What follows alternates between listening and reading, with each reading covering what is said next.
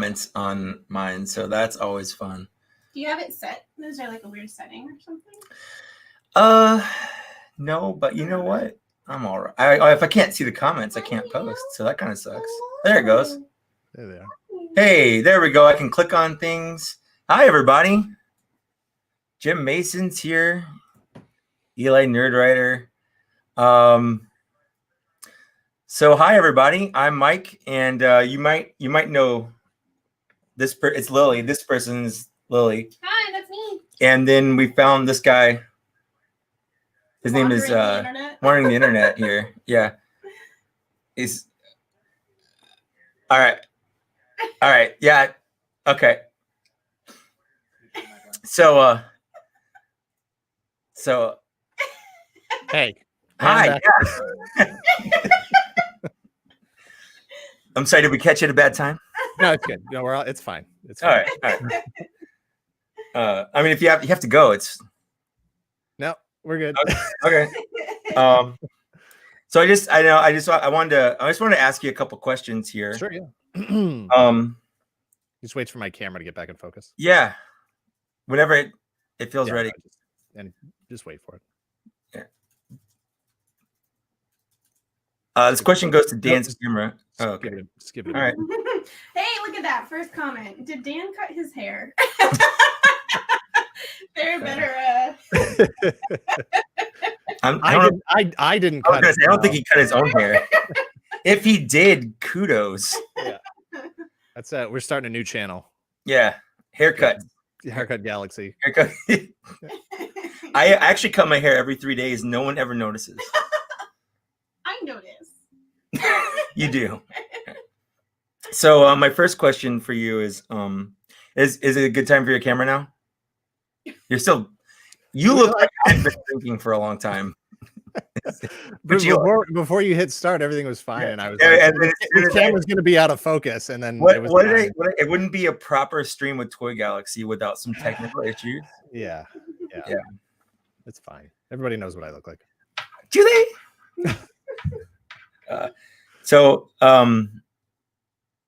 Do you like toys? In general, general toys in general. Okay. You've seen the show, right? No. What show? That's actually all I had. So. Oh, that's the end of the interview. All right. Yeah, that's it. Thanks. I got to take this anyway. Yeah. Thanks for stopping by. It's a good opportunity to introduce if needed. I doubt what? It's needed, but, No, that's it. That's done. Okay. Yeah. All right. I just wanted, that's it.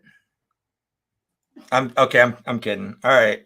I fixed my camera. Hey! Good job. You just had to turn it off and on again. It's all it took. It's amazing. That's never worked before.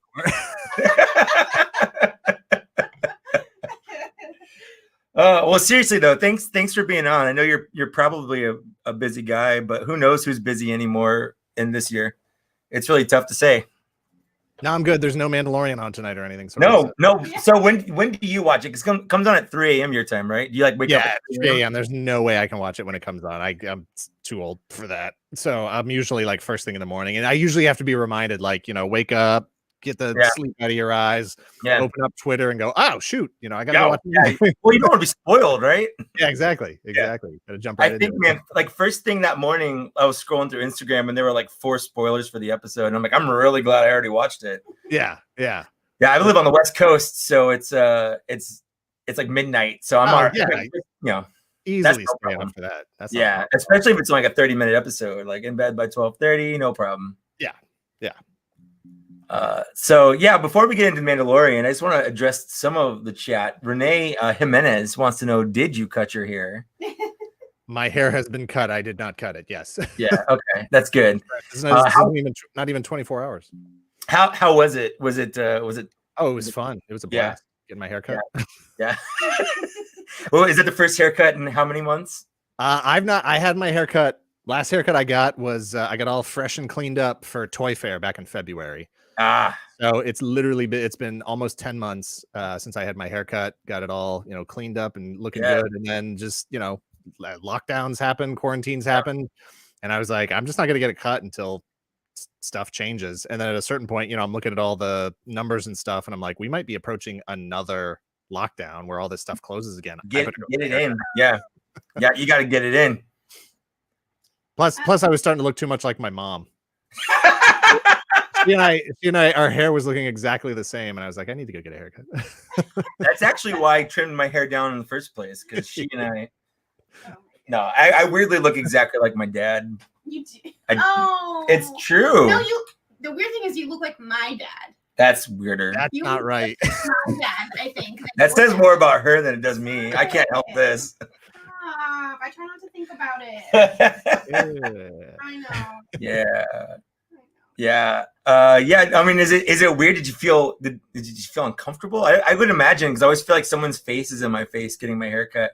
So back when I got my haircut. My salonist, my beautician, I don't know. Salonista is my wife's stepsister. So I know her, she's family basically. So I know there was no concerns about like where's she been, what's she been doing, who she's been in contact with. Like I've known what's been going on with her for the whole time. It was weird being like in a sort of salon barbershop type place, and there's all the people, but everybody's wearing masks, everybo's being cool, everybody was fine. Yeah. This is really good toy talk. I love it.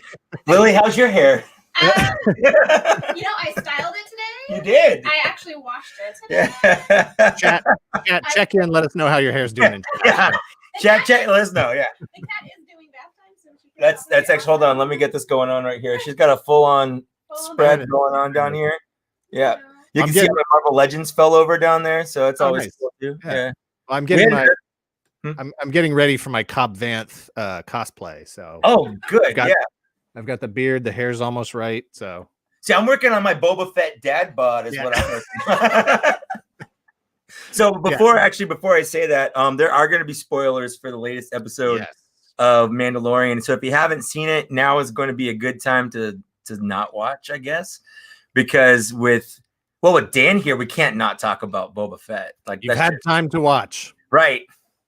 At least a full 24 hours, if not more. So for sure, we're good. And a big money collector, I shave my head every 3 days. So 2 weeks it's good, man. I just did that today. It feels nice and smooth. Yeah. So Stuart's got a good question in the chat. What's the question? What is the worst toy? No, what was it? What was your guys' most hated toy purchase ever? Ever? Yeah. Most hated toy purchase ever. Actual purchase, like you bought something new, like you spent like, God, dang it, yeah. Whew. Mike, you got to go first. It's your show. I'm going to defer to you while That's fair. That's fair. Well, then my question is, would you just not immediately return it? I feel like I would say no, honey. Put it back in the box and return it. So, but maybe that depends on where it's from. I don't know. Mine was actually. It was a fun fact. Mine was my very first toy review I did on a completely different channel. I hated it. So it was the Transformers Prime, Optimus Prime, but it was like the Beast Hunter one when he was like just a big truck. Yeah. Go ahead. I hated that figure so much that I made a review for it. That was my first. The one that jumps out to me is it was I think Mattel was doing them, the Wonder Woman movie figures from the first Wonder Woman movie. And the face on that figure was so poorly done that they did the figure again with like a totally different face, totally different paint treatment and head sculpt. And like, they just sort of like acknowledged that it was terrible. That's definitely one that sticks out to me. I don't really dwell on the bad ones. So they never jump to mind. Yeah. Do you keep them? I didn't keep that one. I actually returned it to Target like as soon as I was done reviewing it. Okay. Well, stuff that breaks. Renee Jimenez there in chat. Stuff that breaks right out of the package. That's always super disappointing. Yeah, for sure. I will say this year, as far as like expectations go, and I know I like the Transformers RED figures. I like them, but as far as like where my expectation was for them versus what I actually felt about them out of the box, those were kind of a letdown. I still like. What do you mean the RID figures? The Transformers Red figures, the the red figures. The non-Transformers. Yes. Okay, I agree with that 100%. Papa Gord, he's in chat. He sent all 3 to me because apparently in Canada they were just everywhere. But it was not what I was expecting for sure. Yeah, I thought for sure they were top 10 for me, and then once I got them, I was just like, I don't even have Optimus. Somebody from Canada sent me Soundwave, and then I saw Megatron in the store and picked that up, and I was like, I don't even know if I'm gonna get Optimus. I don't even know. Yeah, it's just because I feel like Optimus of the 3 has the worst articulation too. So like Megatron's at least got that weird hip thrusting like thing. He's got the ab crunch, and he's got the shoulders are pretty decent. Is giant, and he's one that most toy versions of Megatron just aren't good. Like you either get a good vehicle or you get a good robot, and like even the most recent versions of Megatron, whether it's Earthrise or what was the one right before that, Siege, they're not great. Like, so for Megatron, I'm like, okay, this is a pretty good robot mode. I'll definitely grab Megatron. That said, I still kind of want to like paint it, like dress it up a little bit more. It's so bland. Yeah, it's very bland. It needs some kind of weathering or panel lining or something. Yeah. And Optimus, I'm not going to grab because with Earthrise Optimus, I'm like, that thing is so good. Yeah, that figure I don't good figure. It's a better action figure just as an action figure than the red one is. Yeah, exactly. Yeah, for sure. So I think that was actually one of my questions, what you thought about that. So I'll just knock that one off real quick. Let's see. What's on your Christmas list this year? My Christmas list? Yeah. Yeah, I have no idea either, actually. It's hard because I buy everything for myself anyway. So I don't really have a Christmas list. Vintage Boba Fett is always on the list, and I always end up getting a few of those thanks to Mrs. Toy Galaxy. But there's nothing really outstanding right now that I'd be like, oh, I need to get this. It's usually like mundane stuff because I always treat myself all the time anyway. So I'm an adult. You're an adult. Let's just get to it. Yeah. Exactly. The only really big purchase that was out there for me this year, I already picked up for myself the Kenner Colors Hot Toys Fett. So that's a good Fett. Yeah, it's really nice. In fact, I sold the other one I had to pay for it. So my first Hot Toys is coming in. Which one's that? It just shipped. Oh, that's exciting. Yeah, I'm getting the Commander Cody. Oh, nice. Yeah. Nice. I got this weird instance of FOMO back in was it April or I don't know. It was like towards the beginning of quarantine, and I went from no Hot Toys to I pre-ordered Cody Rex. I pre-ordered the Biker Scout, the Remnant Biker Scout with the baby Yoda in the satchel, and the IG-11, so I could put the IG-11 on the speeder bike. Nice. I did those like all at once, so it was like $1,300 worth of Hot Toys. But it's the payment plan, so like I'm not doing it all at once. It's like $50 a month. Yeah. You were like, no, I used the payment plan for this Fett. I wasn't going to pay for that all at once, and so I had to sit there watching everybody else posting their pictures of it, and they're like, "Dan, aren't you getting this? Dan, aren't you getting?" I'm like, "Yeah, it's coming. Settle down. Come on." But as far as the rest of the Christmas list, I honestly, so I have the whole wave 3 of Earthrise right here with like was it Runabout or Run Amok, whichever the one's in there, and Trailbreaker. People like I haven't even opened it. I haven't had time to open it, but I feel like if you don't buy the toys when they come out, like you're probably not going to get them now. It matches my shirt. Oh, I see. It looks good. Hold on, it looks I gotta say though, like here's the thing with this Hot Toys stuff, right? Like they're expensive, and you're like, oh, I got to be super careful with it. And there's all these like tiny fragile bits, all the arm launchers and the little, these things, and like I have the first Avenger cap on my shelf over here, and that thing came out like 10 years ago or whatever, and so like the metallic paint on his shield is like flaking off, and the glue on the pockets is like letting go, and you're like, God, I paid $125 for that thing or whatever when it came out back when Hot Toys were cheap. Right. cheap. This thing, yeah. This thing, I'm like, oh, I love that they did the Kenner Colors, homage. It's so great. But there's a few things I want to change. And I'm like, I can't bring myself, like the belt here, that's on the original Kenner figure. Mm-hmm. It's just painted the same color as the rest of his belts. So I'm like, I really want to take that off and like dye it. And like the original figure, doesn't have a cape. And I'm like, right. I feel like I want to. Yeah, you want to take it off. Yeah. And just those little things, he's got the crotch armor down here, and he doesn't have the crotch armor. And I'm like, I want to take that off, dye this, take this off, like just to make it a Stormtrooper blaster. No. So do you want to buy a Stormtrooper just so you can? and I'm gonna, yeah. It's the Hot Toys ones are like $30-$40, and I'm like, I'm not dropping another $30 on just a blaster, Yeah, just to get an accessory. So like the Sideshow ones tend to run cheaper, but even that, I was like, I don't want to spend another $15-$20 on that right now. I'm not. Who am I trying to impress? Nobody. You. I'll get to it. That's on I'll put it on my Christmas list. So there you go. That's on everyone watching here. You know what? Put it on my Christmas list. Mrs. Toy. Oh, she can't hear me from here. But yeah, I feel like if you don't buy toys when they come out, like you're just not gonna get them. Like if you sleep on them, you see them on the store. Yeah, no, and that's not good for growing the fan base. I don't know if there are any kids in your life that that are into action figures. Like one of my oldest friends from high school, his son, I think, is 16 now, somewhere around there, and he's been into action figures for a good 5, 6, 7 years, somewhere around there, like hardcore. Has all the Marvel Legends that have come out like since then. Big X-Men fan. He's into G.I. Joe and Transformers. But I know that he got that from his dad.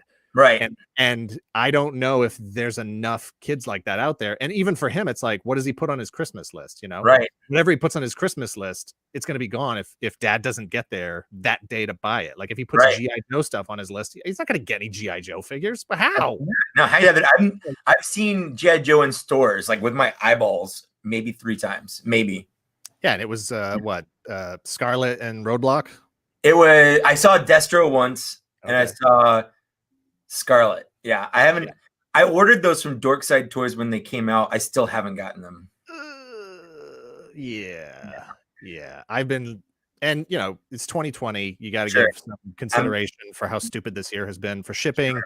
My Transformers Top Gun Maverick crossover was supposed to be delivered today, and now it's just pending till who knows when. Awesome. But yeah, there's been a lot of stuff that I basically had to draw a line about 6 weeks ago and say, I'm just not pre-ordering anything more. I can't.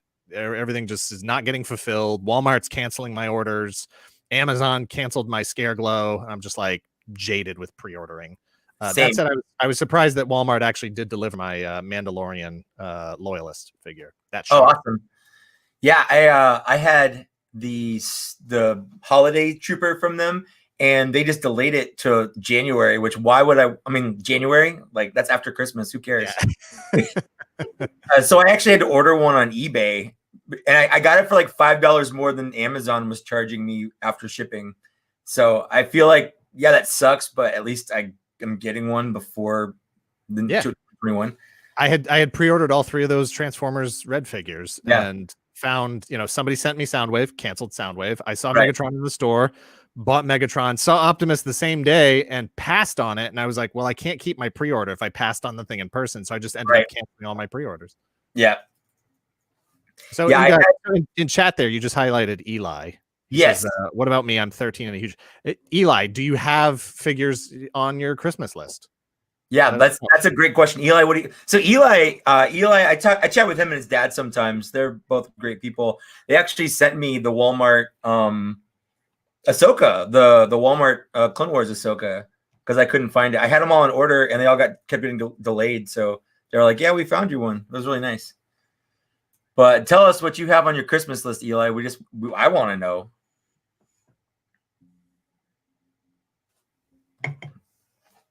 So, while we're waiting for Eli to get back to us, what did you think of the Mandalorian? It's been a weird season, right? Like, this season has been like, it's a new all-star cast member every week, like focusing on, and last season was really great, and it was really exciting that the show seemed to say, you know what, let's move away from all these known entities, let's get away from all the Jedi and stuff. And then of course, you know, the main MacGuffin is this tiny little Jedi, potential, you know, one of the more powerful Force universe users in all the galaxy. But at least it still kind of tried to stay away from that, you know, new characters, new stuff. Yeah, they went back to Tatooine, which was a little disappointing, but you know, it is what it is. And I can't lie that I was happy and excited by those moments. Like, oh, Tatooine. Yeah, I know that place, you know. Yeah, it's familiar. Yeah, and you know, we get to see different parts of it. We're not just in Docking Bay 94 now. We're in a different Docking Bay. We're in Docking Bay 7 or something. Yeah. You know, they went to they had some random callbacks. Like, why did we need to see R5D4 again? Like, I did not need confirmation that he was still alive, you know? Yeah, he made it. Thank you. Yeah. I'm glad he's that. 30 years of not sleeping. What happened to R5? Last time I saw him, I had the Power of the Force figure with the guns and the little rocket launcher that came out of him. That's not a good figure. That's bad. But yeah, you know, you go back to the cantina and like, you know, the droids running the cantina now. Yeah, and it's like, from Jabba's palace is running the cantina. Yeah, and it's like, all right, fine, whatever. But then this season, you know, it's like guest star, and it's really pulling the focus off of Mando. And I'm still gonna call him Baby Yoda. And that's a little disappointing. That said, I love all the Star Wars stuff enough that it's still very exciting to be like, Bo-Katan, you know, glad to see more of her and Ahsoka and all the stuff. It's whatever, I don't care. You know what? They've never consulted me as far as like where I think the story should go, who should the guest stars be, what should they be wearing. They don't ask, so I don't like to watch. Dave Filoni. Dave, are you listening, Dave? Oh, is he there? Oh, yeah. Oh, he's in the other room. Dave, why didn't you talk to Dan? He left me on read. What an ass. I know. Yeah, I kind of agree. For me, though, I mean, obviously there's that nostalgia. Not nostalgia. That's not a right word because it's like it's a 10-year-old cartoon. Not even that, but like seeing Bo-Katan in real life, I don't know. So somehow made it more real, like more Star Wars, if that makes sense. Like it was Star Wars, it was Clone Wars, but when you see this is a real person playing that character, it has that extra element, that extra dimensionality that you didn't have before. Yeah, no, and I'm excited for those creations, you know, to find their way into the live action and start to see that crossover. I'd love to see more Rebels characters because Rebels for me is like, I just love Rebels so much. Same. If anybody hasn't given it a shot, please give it a shot. I love give it a shot and keep in it. We're in season 4 of Clone Wars. Mike is very quick to justify. Yeah, we're getting. I'm getting her through it, but yes. It's some of those episodes are a tough watch. It is. There's some slow drag stuff there. Rebels took me like halfway or a good chunk of the way through the first season to kind of get into, but from like the end of season 1 on, I was pretty hooked. Yeah, no, Kanan is by far my favorite Jedi. Easily of the whole Star Wars thing. Like I put him above Luke just in terms of, and it's tough because Luke doesn't really have that much development, right? Like Kanan got 5 seasons or 4 seasons of Rebels to be developed over time. Luke got 3 movies, 6 movies now, whatever. Yeah. But it's just I love the relationship between him and Ezra. You know, Ezra even grew on me after a while. I love that whole family element and him and Hera, and just so good. Yeah, I just recorded my review for Zeb right here, so I get to edit that. But it was really fun to actually have like all the Ghost crew. Yeah, you know, like I love that. Yep, absolutely. Did you have a thing? Favorite. This is from Renee. Favorite action figures from your childhood that were never considered top or coveted. I don't know. So a non-popular action figure from your childhood that you liked, I guess. I don't know if a lot of people rank Secret Wars figures very highly. But I traded a friend of mine at the time like 10 comic books and a Todd McFarlane Spider-Man poster to get the black suit version. Or no, I'm sorry, it was the red and blue suit version because I had the black suit version. I needed the red and blue suit version. I traded him comic books and a poster to get that figure. And I just always loved that line. There's like 6 figures in it. And I just dug that line. It was the only Marvel superhero stuff out there. So I think for me, and this is just weirdly topical, but it is Ring Raiders. Nice. I literally I had the whole, like, I had like 3 squadrons. Like, I had to choose who I wanted on my hands and stuff. I had the little noise thing. I had the VHS. Like, because my grandpa was super into airplanes, and I think he gave those to me as toys because they were airplanes. Yeah. And like, he watched the cartoon with me, so like, it's got a little bit of nostalgia there. But I really loved Ring Raiders, which is for me, my disappointment with Ring Raiders, and so I have a younger brother. My younger brother is 10 years younger than me, and even though he's like 35 now, I still think of him as like a 10-year-old. You know, he's just always going to be 10 to me. But he was the right age for Ring Raiders. I was like getting a little old for Ring Raiders, you know. So for me, the disappointment was I was totally into, you know, airplanes and jets and fighter stuff, and I still am big time. So I was disappointed with the paint schemes. Yeah, they were a little out there. Yeah, but it's funny because, you know, when we shot the video last week, and, you know, I'm doing all the research, watching the shows and stuff, and reading the comics, the comic books especially that were produced in the UK. The artwork really just made those designs just sing, and they look so good. And it's like the young, I'm too cool for this, you know, is long gone. And now I'm just like, that's really cool. Like a Vigan, you know, jet fighter with flames on it. I dig that. To me, it's a little like G2 Transformers. Yeah. That's right. Orange, like tiger stripes and whatnot. Yeah. But I spent a lot of time last week trying to determine if those designs specifically for Ring Raiders were pulled directly from any of those real life paint schemes that you see sometimes. Like, there's always like anniversaries for a particular squadron, or there's like the tiger. There's one, I guess there's like a Tiger Fest every year. There's like a aviation Tiger Fest where all these like squadrons that have like tiger insignias all come together, and they like all send a specific airplane that's like tiger paint striped, you know, or they're tiger on the tail, all that stuff. And it, you know, some of those airplanes from Ring Raiders look exactly like that, and I'm like, are these actual like real live designs? And then I wasted way too much time. I was like, just get back to it. This isn't going in the video. Eli told us his wish list. Yeah, I put it on the thing. Oh, you did? Yeah. Okay. Happy to say hi to Laser Pants. Hi, Laser Pants. Yeah, Laser Pants. I still got that up there. What's up? How you doing, buddy? How much research do you put into like an average history of like time? Usually, like, Greg will usually kick it off. I usually spend a whole day writing, and before then, he's usually done, you know, some quick sort of surface research just to get the main details. But he can't do all the research because he never really knows specifically where I'm going to go with the narrative or what things I'm going to need to look into a little bit more. So I'll take his base research, and then I'll start going through it with either, you know, my own personal experience with the thing, or I'll, you know, watching some episodes, reading some comics, doing all that stuff, and then start to see where the narrative is and see what other pieces need to get filled in. Sometimes there'll be like a character that I'm like, oh, I you know, we need to go a little bit more into who that character is, or, you know, a writer, a director, a voice actor, something.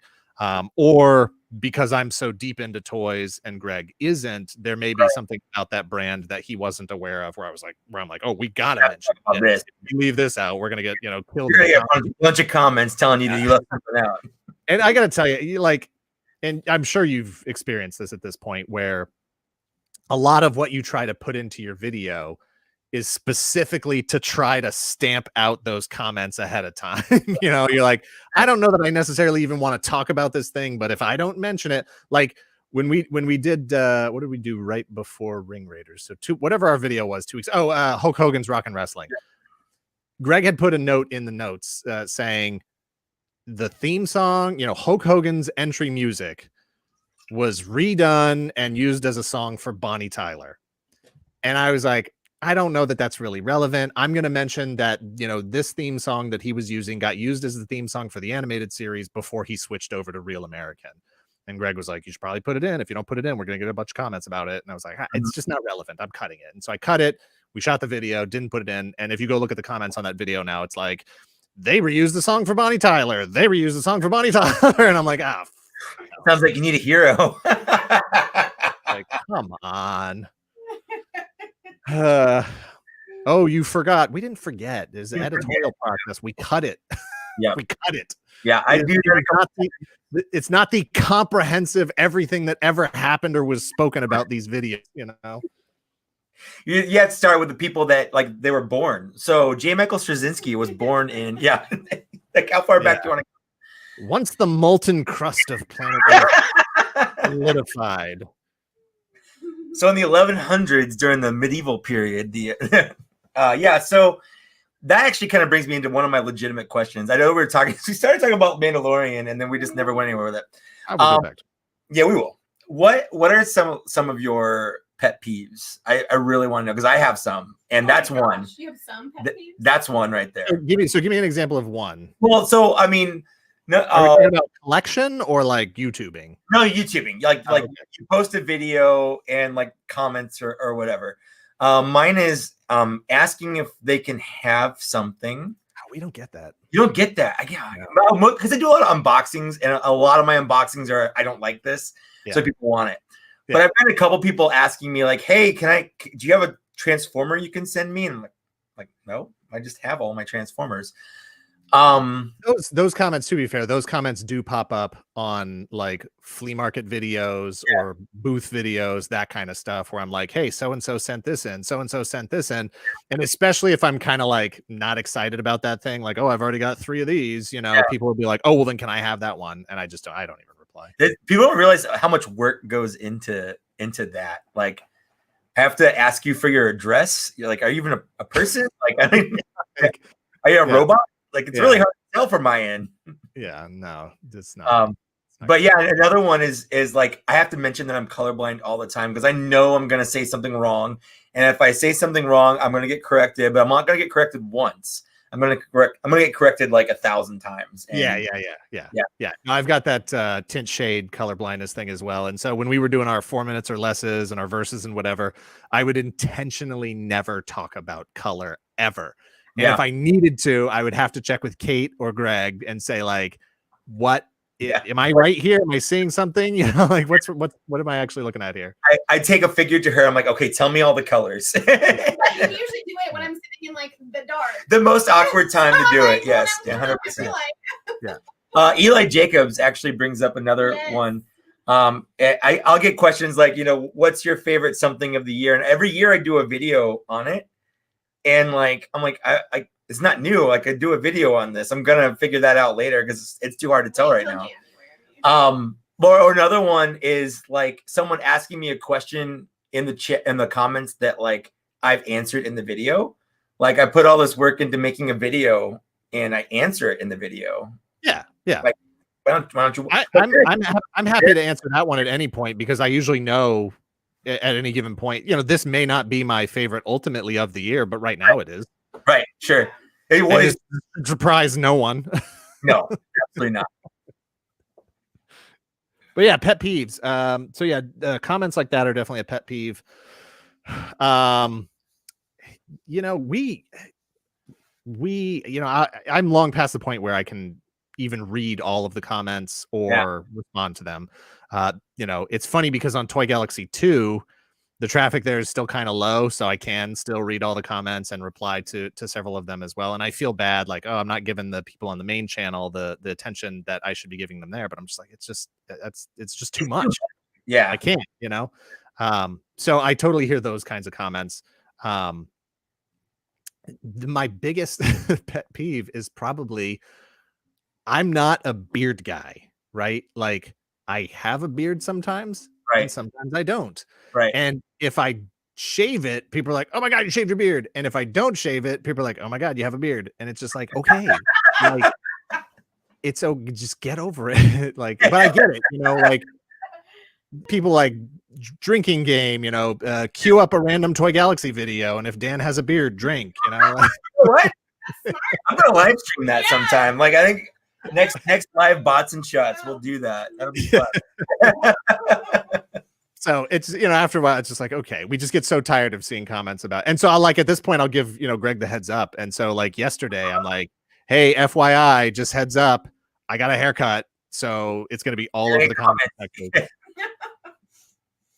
And it's gonna be weird because we shot so this Monday we'll shoot this week's video, so I'll have short hair, but 2 days ago, we shot a kitchen video for Toy Galaxy 2, so I'm still gonna have long hair in that one. So people are gonna be messed up. The chronology is gonna be all over the place. Yeah, no, that's no. Where does this happen in the Toy Galaxy canon? Yeah. Yeah. I have to edit the wiki. You guys don't understand how hard this is to keep up. We had a guy one time. I hope he's not in chat right now. We had a guy, or maybe he is, and I'll ask him what's going on. We had put up a video really early on about Transformers. It was probably like within our first 10 or 15 videos, back when I was still reading every single comment and replying to every single person before we learned our lesson about like who we should not be responding to and not encouraging. Right. And I was just going back and forth with this one person. And at one point I was like, well, Wikipedia says this. Mm-hmm. And he went and checked the Wikipedia and was like, someone edited the Wikipedia. They changed the dates because it used to say X. And I was like, all right, this is a lesson I'm learning right now. Don't get into these kinds of conversations. Don't go down those paths with people. Yeah, I have a hard time. I still do that sometimes. It's really hard to ignore those things, but that's one of those lessons I'm just getting to the point where I'm starting to learn, because I'm getting like rando comments from sometime when the YouTube algorithm just like puts a thing to people that don't normally watch my stuff, I guess. So like I'm starting to get a lot of those weird ones. Yeah, like you'll get comments where people are literally questioning, like, wait, you just open boxes? Like, this is your show? And you're like, yeah, I've been doing it for years. Yeah, it's like not new. Thank you. So Sam wanted to know, if you're done with your beard, can he have it? Oh, sure, yeah, I'll put it in a box, send it to you. I actually, the first time I grew my beard out, I was doing a podcast with someone, and the reward for a giveaway in that podcast was my shaved beard. So yeah. I don't like that. Gross. Someone wanted it. It's gross. I don't like that. Sounds like you need an OnlyFans.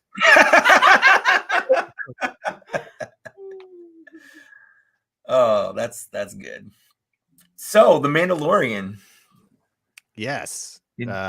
Stuff going on in that show. Yeah. Let's talk about the Razor Crest thing, right? Yeah. Like Razor Crest got blowed up. I would say it's our third major character death after Kubil and IG-11. But so season 1, yeah, the Jawas stripped that thing. It absolutely stripped it down to the fuselage. That thing should have taken him like a month at least to put together by himself. No, I was very disappointed with how quickly they put that thing back together, right? Like overnight, him and Queel were just it was like Legos. They just put it back together. And like props to the Jawas who had every single piece. Yeah. Like, well, they were egg powered, so they had and there's a lot of them, they might function like bots, on the internet, where like each one had a specific task and one of them labeled all the parts. And so they knew everything was there, right? Sure. This season, episode 2, the spiders wreck that thing. Absolutely Destroyed it. He parks at the dock, hands the guy 100 space bucks, and they tie it back together. Right? And so after that, they go back to, I can't remember the name, but Corvus, what's the name of the planet where Navarro, whatever. So he goes back there, hands that guy 100 space bucks, and is like, hey, fix it. And they just fix it like in an afternoon. Like back to mint. Like shiny, no scrapes, no dents. All the stuff inside is exactly where he left it. So now I'm starting to think that the Razor Crest is just, it's just like a Volkswagen Beetle, right? Like it's just like it's like a 2-door, it's like a nothing ship where like everybody's got parts for it. It doesn't cost that much, and you just put it back together, just buy a new one. And like at a certain point, you go, it's totaled. I'll get the insurance claim and just buy a new one. I'll get the 2021 version. Yeah. Well, it sucks for him because like he couldn't get another one from Hasbro. They closed. So here's the thing. I'm not fully convinced that we're not gonna see it again before the end of the season. It's like a video game. He gets to a checkpoint and like he gets his respawn. Yeah. Yeah. That's what the spear's for, right? Yeah. Like they've been setting this thing up the whole time. Beskar's super valuable. He's gonna cash that spear out. He's gonna jab Moff Gideon to death with it, and he's gonna be like, "Give me a ship." The definition of a Chekhov's gun, like yeah. Yeah. So I don't cancel your Razor Crest order. I didn't go in on it, so I'm not getting one. Yeah. But yeah, it's isn't the Razor Crest an Old Republic Clone Wars ship? I don't think so. I literally have no. I used to super into Star Wars that like I knew all the stuff off the top of my head. Like I was essentially.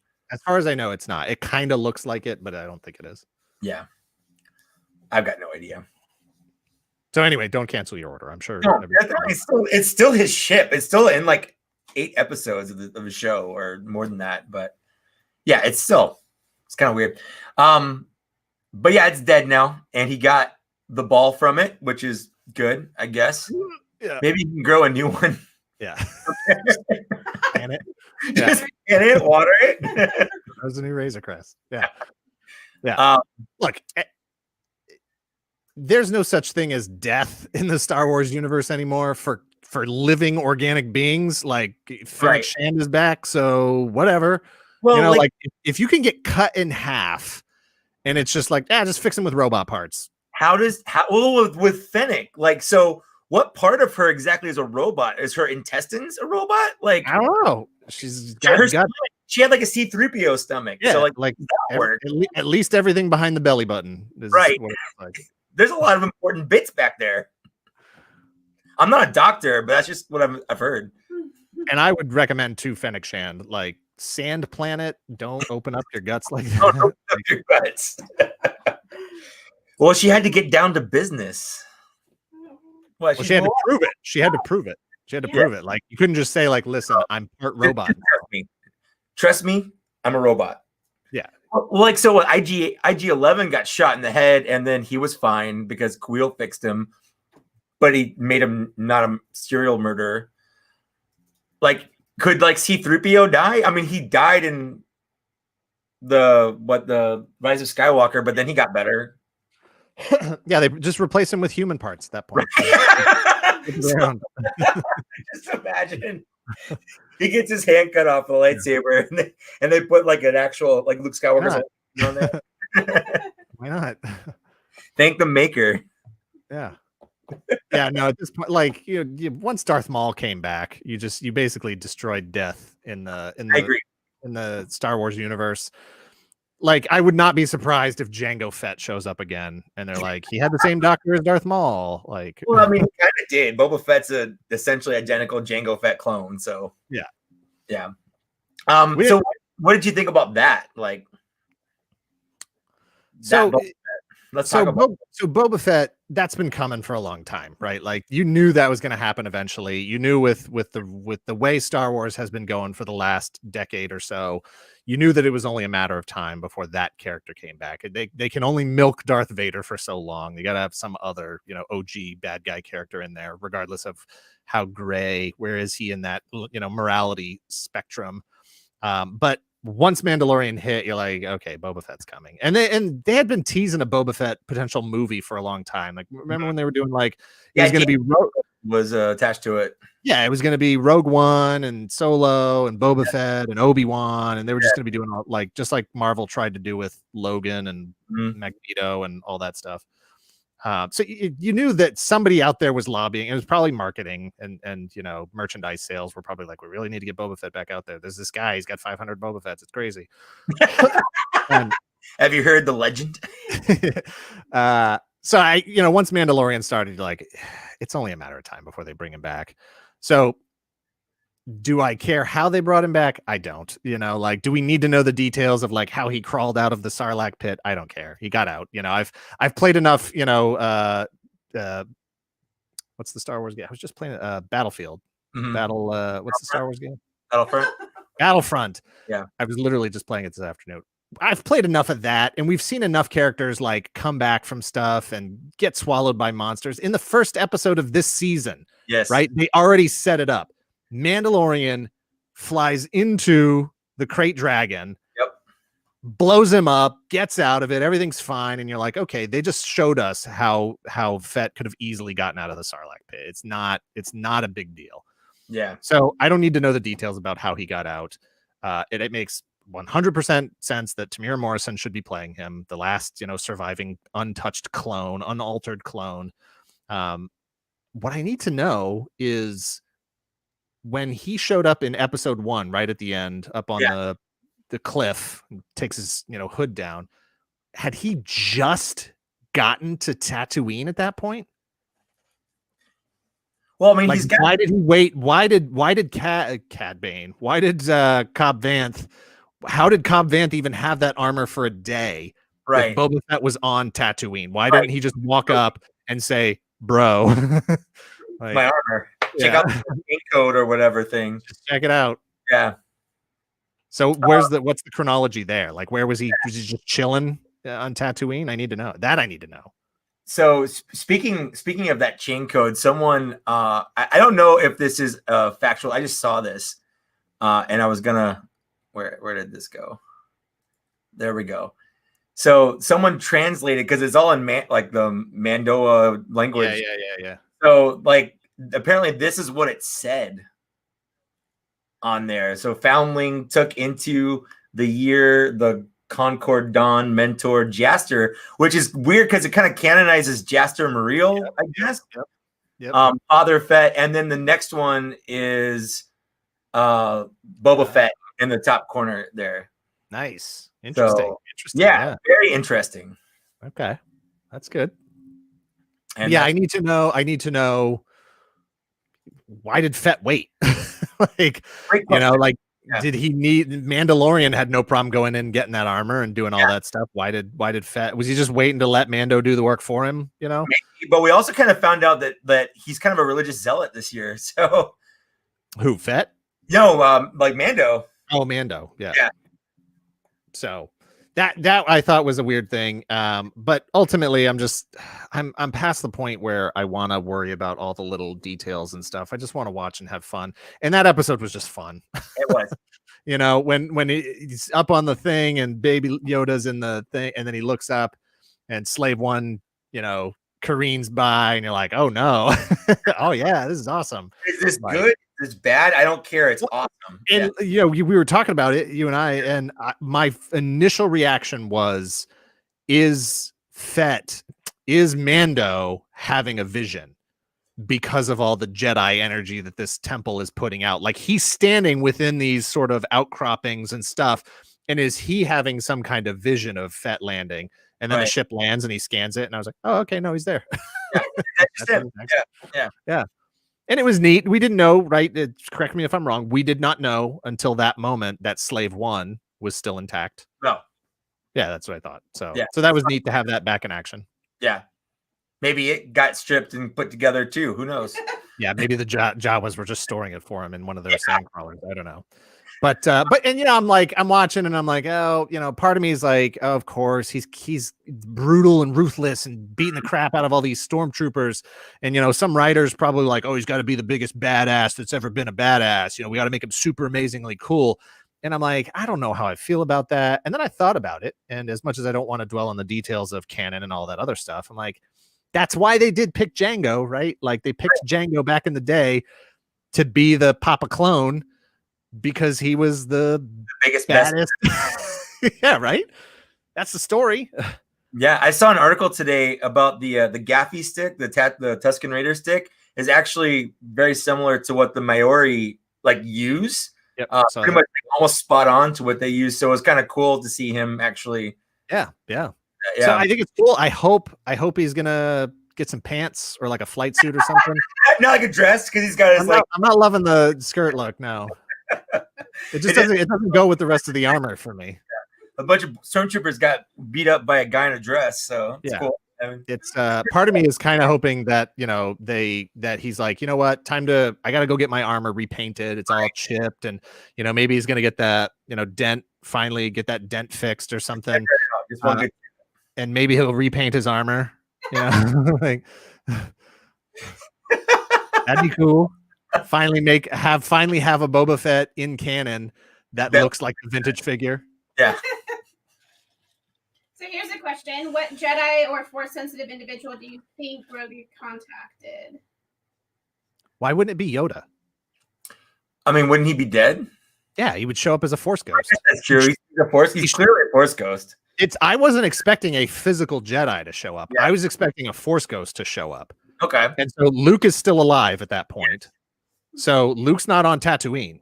No. Or whatever planet they're on. I can't remember what planet they're on. Around the galaxy trying to put the Jedi Order together or something. Yeah. So part of me is like, maybe he'd be like, oh, there's a new powerful Jedi. I should add him to the school. But then does that not mean that Kylo Ren's got to kill him? Yeah, at some point, if that's true. Yeah. So, it's like, oh, he survived getting murdered by Anakin. Now he's going to get killed by Kylo Ren. That's, his grandson. That's a hard life. Sucks. Tough way to live. I would say it could be him. It could be. I mean, everyone's got the theories. Ezra is still, I guess, around somewhere. Maybe the guy from the video game, Cal Kestis, I guess, maybe. But so I thought it was going to be a ghost. I thought for sure, because when Ezra goes to the temple, when Kanan and Ezra go to the Jedi temple in Rebels, Yoda shows up for him and talks to him, and he gets his kyber crystal, and he makes his new lightsaber and all that stuff. And so that's what I was expecting. I was expecting that, and he's like zoned out that whole time. True. And so my assumption was that he was communicating with the Force, with a Jedi ghost or whoever during all that. And I'm like, if you're the Force ghosts, who's up there? Obi-Wan, Yoda, anybody else? Well, I think at that time, because not everyone could do that. Is that how Who's that going to take that call? Yoda's not going to let anybody else take that call. There's only like two of those creatures in creation, and he's going to be like, Obi-Wan, you take this one. well, there's Yaddle, the girl that was on the council at one point. Yeah. So I don't know. I was expecting Yoda. Plus, it's much more likely to me that they'd be able to, have Frank Oz come in and just do the voice again, and instead of trying to wrangle in, de-age Mark Hamill or bring in Winter Soldier. Sebastian Stan, I think, is everyone's like top pick for a young Luke Skywalker. And look, I've seen the the photoshops of his face on like Bespin Luke and all that stuff, and I'll watch that. I will watch that. I just didn't think he was the right character to have at that moment for Baby Yoda. And I mean, talk about taking the focus off of Mando. Like, I really don't want to bring in a major character like that. I feel like that makes the universe too small. Right.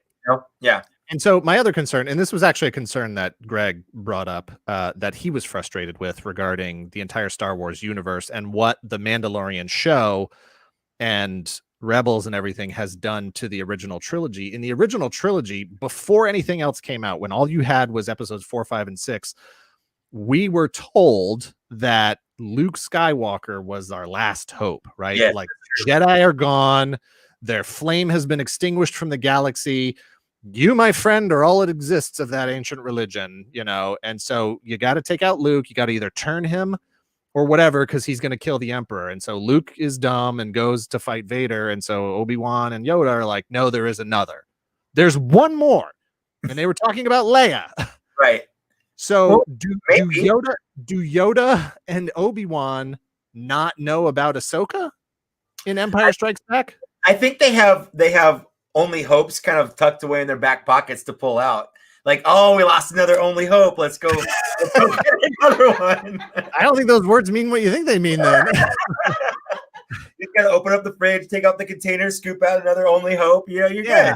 Yeah. Like, they're gonna have that conversation. Like, hey, have you talked to Ezra lately? Have you talked to Ahsoka lately? Have you talked to Cal Kestis lately? Have you talked to who else is out there? Well, so I know a lot of people like Ahsoka. I think that people are saying that because she's not a Jedi. Like, she says that in Rebels.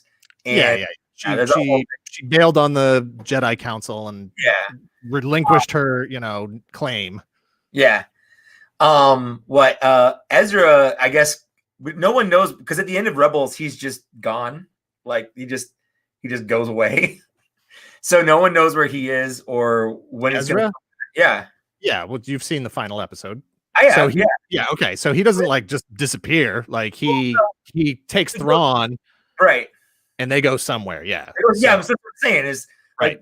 But clearly, maybe Thrawn's back. So who knows if that means that Ezra's. Well, and that was always the assumption, was that they went somewhere, and the epilogue to that was Sabine and Ahsoka going to find Ezra and Thrawn, and so we know that Ahsoka is still looking for Thrawn. Right. Ezra's got to be out there somewhere too. So the question is, when does that scene take place? Is that after the Mandalorian or before the Mandalorian? Because we know that scene takes place after Return of the Jedi. That's my understanding. Is it's post Return of the Jedi, pre-Mandalorian. Right. Yeah. Okay. That's my understanding. I guess we'll find out. I mean, we're finding out a lot of stuff this season. There's a whole debate whether or not Boba Fett was even a Mandalorian until this episode. Yeah, no, it was they had some very pointed language from him, some very specific, like, here's who I am once and for all. Let's set the record straight. Yeah. I am a Mandalorian. Also, it's got to be very frustrating for Mando and Pedro Pascal on the other end of that. I know during shooting there were stories about him being frustrated that there weren't scenes where he could perform without the damn helmet on. Right. And like every time anybody in Mandalorian armor shows up, they're just like, "Foomp, how's it going? Why don't you take off your helmet?" And he's like, "There's this, I thought, an oath that you take. I was told you can't take your helmet off." I think the season will end with him kind of renouncing, switching sides. That, yeah. Yeah. Well, I mean, all the other Mandalorians that cared about that are dead, right? Yeah, pretty much. They all got aced by the Empire there just before the end of the last season. I assume that the armor is still hanging around, maybe, but yeah. What, is she gonna not talk to him if he takes his helmet off? Oh, I'm sorry, I can't talk. She's like, yeah. Come on. Yeah. Come on. You know, my kid's Baby Yoda. Relax. We'll be okay. And can you not establish your own law? Like, he's a clan of 2, right? There's only 2 members in that clan. Like, make your own rules. Oh man. So that was my third question that I had for you. What's your favorite episode of The Mandalorian so far? Favorite episode of The Mandalorian so far. I really enjoyed the first episode of this season, second season with Cobb Vanth. Yeah. It was just a lot of fun. I loved the misdirection, even though I knew about Cobb Vanth ahead of time. Right. And I was like, oh my God, it's Cobb Vanth. I think it might be. I don't know. Like, until he actually takes his helmet off and whatever. I loved the sort of bait and switch of that. I loved the isolation of that little town out there. And just the fun. What I really loved was the way they completely turned around the Tusken Raiders. Mm-hmm. You know, up until that point, the Tusken Raiders had been these violent, just horrible, monster, mindless sort of characters. And then to give them the sort of the sign language, Tusken sign language. I don't know if you've seen it. There's a pretty good video out there on a I don't know if it's on one of the ASL, American Sign Language networks. I had seen it. Somebody posted it somewhere, but the actor who plays like that lead Tusken Raider, who does most of the signing, he is an actor who is deaf and who speaks, and he developed that whole sign language for the Tusken Raiders. I just thought it was absolutely brilliant. I loved the scene when the Tusken Raider caravan was coming into the town and they kind of got like their own theme music. I was like, oh man, I've been a fan of Star Wars for 40 plus years and have never cared once. I don't even have the Black Series Tusken Raider because I was like, I don't want that. And now I'm like, I gotta have one because they're so cool now and I love them so much. And then throw in dragon fighting and jetpacking everywhere with Cobb Vanth and the Boba Fett armor and all. It was just a fun episode. I really loved it. Yeah, it was a good episode for sure. Absolutely. Mine always just ends up being whatever the last episode was. With the exception of episode, I really didn't enjoy the second episode of this season. Yeah. I get it in the context of building that relationship, but I was bored out of my mind watching. It was so boring. Is that the spider? Yeah, the spider one. Like, they didn't do anything at all. Yeah, no. And this whole idea that like rebel pilots are cops now, and the new republic or whatever we're calling them, they're all the cops, and I get it that there needs to be some sort of law enforcement or whatever, but I'm like, that's weird. I don't know, I never thought about it that way. But yeah, last season everything with IG-11 in it is gold. Absolute gold. The sacrifice at the end, all that stuff, the river of sticks in the to get out of that cave, and the R2 unit that like stands up with his legs and arms to drive the boat. I love the subversion of expectations. I love showing us things that we hadn't seen before in live action that maybe we wouldn't have even thought of as Star Warsy. Making them Star Warsy. TIE fighters landing with their wings flapping out. I was blown away, but I'm like, I've never really wanted to see a TIE fighter land before, and now it's awesome. Well, and that's just those TIE fighters. We've seen TIE fighters like standing on their wings before. Yeah. Well, because I thought they were changing that. And then like 2 weeks later, I went to go see Rise of Skywalker, and there's just a TIE fighter landing with its wings up and down. So I'm like, I guess that's not a thing. Yeah.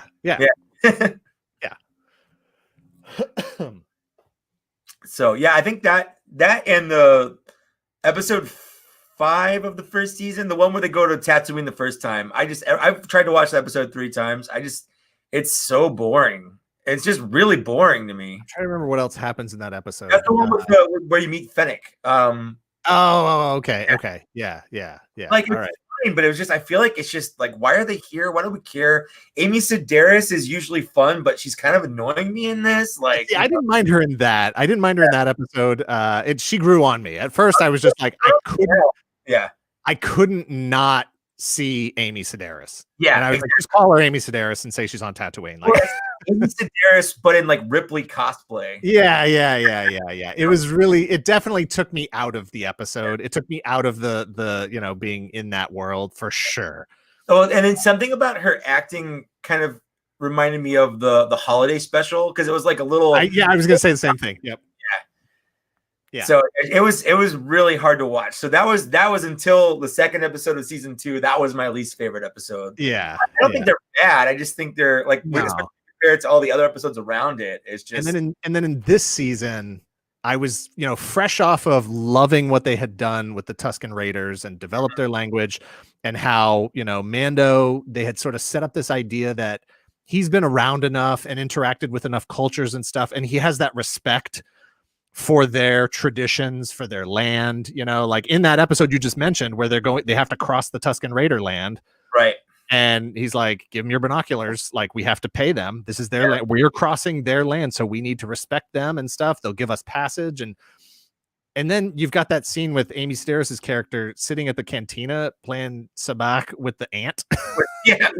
What's his name? It's like Dr. Mandible. I don't know. I was just like, that's not a good character to bring back. And to have her like understand him, I was just like, it's one thing to ask me that Han Solo, to accept that Han Solo can speak, Wookiees, right? Like, he took it as what did he say? He took it as an elective. Correspondence course or something, in space college or whatever. It's one thing to ask me to believe that he can not only, and first of all, I think that scene is hilarious. Whenever Han Solo speaks Wookiees in Solo, I lose it. I think it's the funniest thing in the world in a good way. I love it. But to ask me to believe that Amy Sedaris' character speaks giant ant alien, I can't. It's too much, man. It's too much. Yeah, I pretty much agree with that. Yeah, there was just that. I mean, I like the frog lady though, for the most part. I did not like that episode. Did not like that episode. And it's something about frog speak was really like grossing me out. Just that weird, like guttural ribbiting sort of language. I was just like, ew. I don't know. I liked it when she used the I don't remember the Zero something, the Richard Ayoade's robot to translate. Oh, that was brilliant. That was brilliant. Yeah. I loved that. That's on my list. I could have a list of most wanted figures just from the Mandalorian. He's up there. He's up at the top. Yeah. For sure. I cannot believe they haven't released him yet. Yeah. I mean, we're getting like Kuil and Grief and whatnot. Yeah, that one. Now we need a Cobb Vanth and Boba Fett armor, obviously. Yeah, that's got to be coming. Yeah. We need I'm down for any of the troopers. Obviously Dark Troopers, which is a crazy callback to Dark Forces from the 90s. Yeah, and that Mortar Trooper. Oh, that Mortar Trooper is going to be on the shelf next week. After watching the episode, I was like, I need that Mortar Trooper. Yeah. So that's a while back. Do you think we'll get season 2 Mando toys like soon, or will we have to wait a year like you had to wait for the armor? Yeah, I think you're gonna have to wait. Probably. Yeah. Especially if they're just rolling out Kuil. Yeah. That wave right now. You're not gonna. Well, I think they're probably switching gears, seeing how popular it is and how popular all the characters are. But as I was writing the review for this, I was kind of, I was going over the articulation, and a lot of it, like, it's missing a lot of the newer stuff. Like they redid the knees this year. He doesn't have like the shoulder butterfly joints. So I'm like, I wonder how long they've been sitting on like this figure. Yeah. So it's been a while. I know the artist, the box artist. I can't remember what his name is off the top of my head. I follow him on Instagram. Greg Titus or something. Yeah, that's it. Yeah, he accidentally leaked that last year. Like a year ago. Yeah, so I'm sure they've had that in the plans for a while. Oh, bye, Papa Gord. See ya. I love you. Later. Yeah, so I have a feeling they have a bunch of figures they've been sitting on. Obviously, they can't just release them all at once, but then they're seeing like how popular the new stuff is, so they want to kind of cash in on that. Definitely. Yeah. So what we did least favorite, we did most favorite. That was fun. Someone asked what childhood toy were you most wanting but never got? Oh, I can answer that easily. Okay. The switchblade from Mask, the helicopter plane. Yeah. So bad. I had little toy helicopters that I would like their blades could fold up, and I would pretend that was the same thing. But oh my gosh, that's so sad. Yeah, no, any Hot Wheels car that I had that had either gull wing doors or even just regular opening doors, until I had Thunderhawk, it was Thunderhawk. 100%. For sure. It's tough. At this point, I've owned pretty much, or currently own pretty much anything that I would have wanted as a kid. Mm-hmm. When I was a kid, it probably would have been Mask stuff, because I had a few Mask vehicles, but I didn't have them all. Yeah, same. That was every birthday wish for at least a couple of years. It was, I want all the Mask toys. That was my birthday wish every year. Now it won't come true. Oh, I mean, your parents. I know, right? Just setting you up for disappointment. The worst. I love Mask, man. It was so good. My favorite that I had, was it the Night Raven or something, where the one with the front of the car would flip over and the wheel. It was a straight Raven. It's just the Raven. I love that car. I never flipped the front half because that came out just after Back to the Future 2, and it had the wheels. You could just fold the wheels under. You didn't have to do any of the other change stuff, but I would usually fold the wheels under and hit the button on the back so the jets would open up so that the spoiler would raise up, and that was good enough for me. I didn't need to flip the front half over.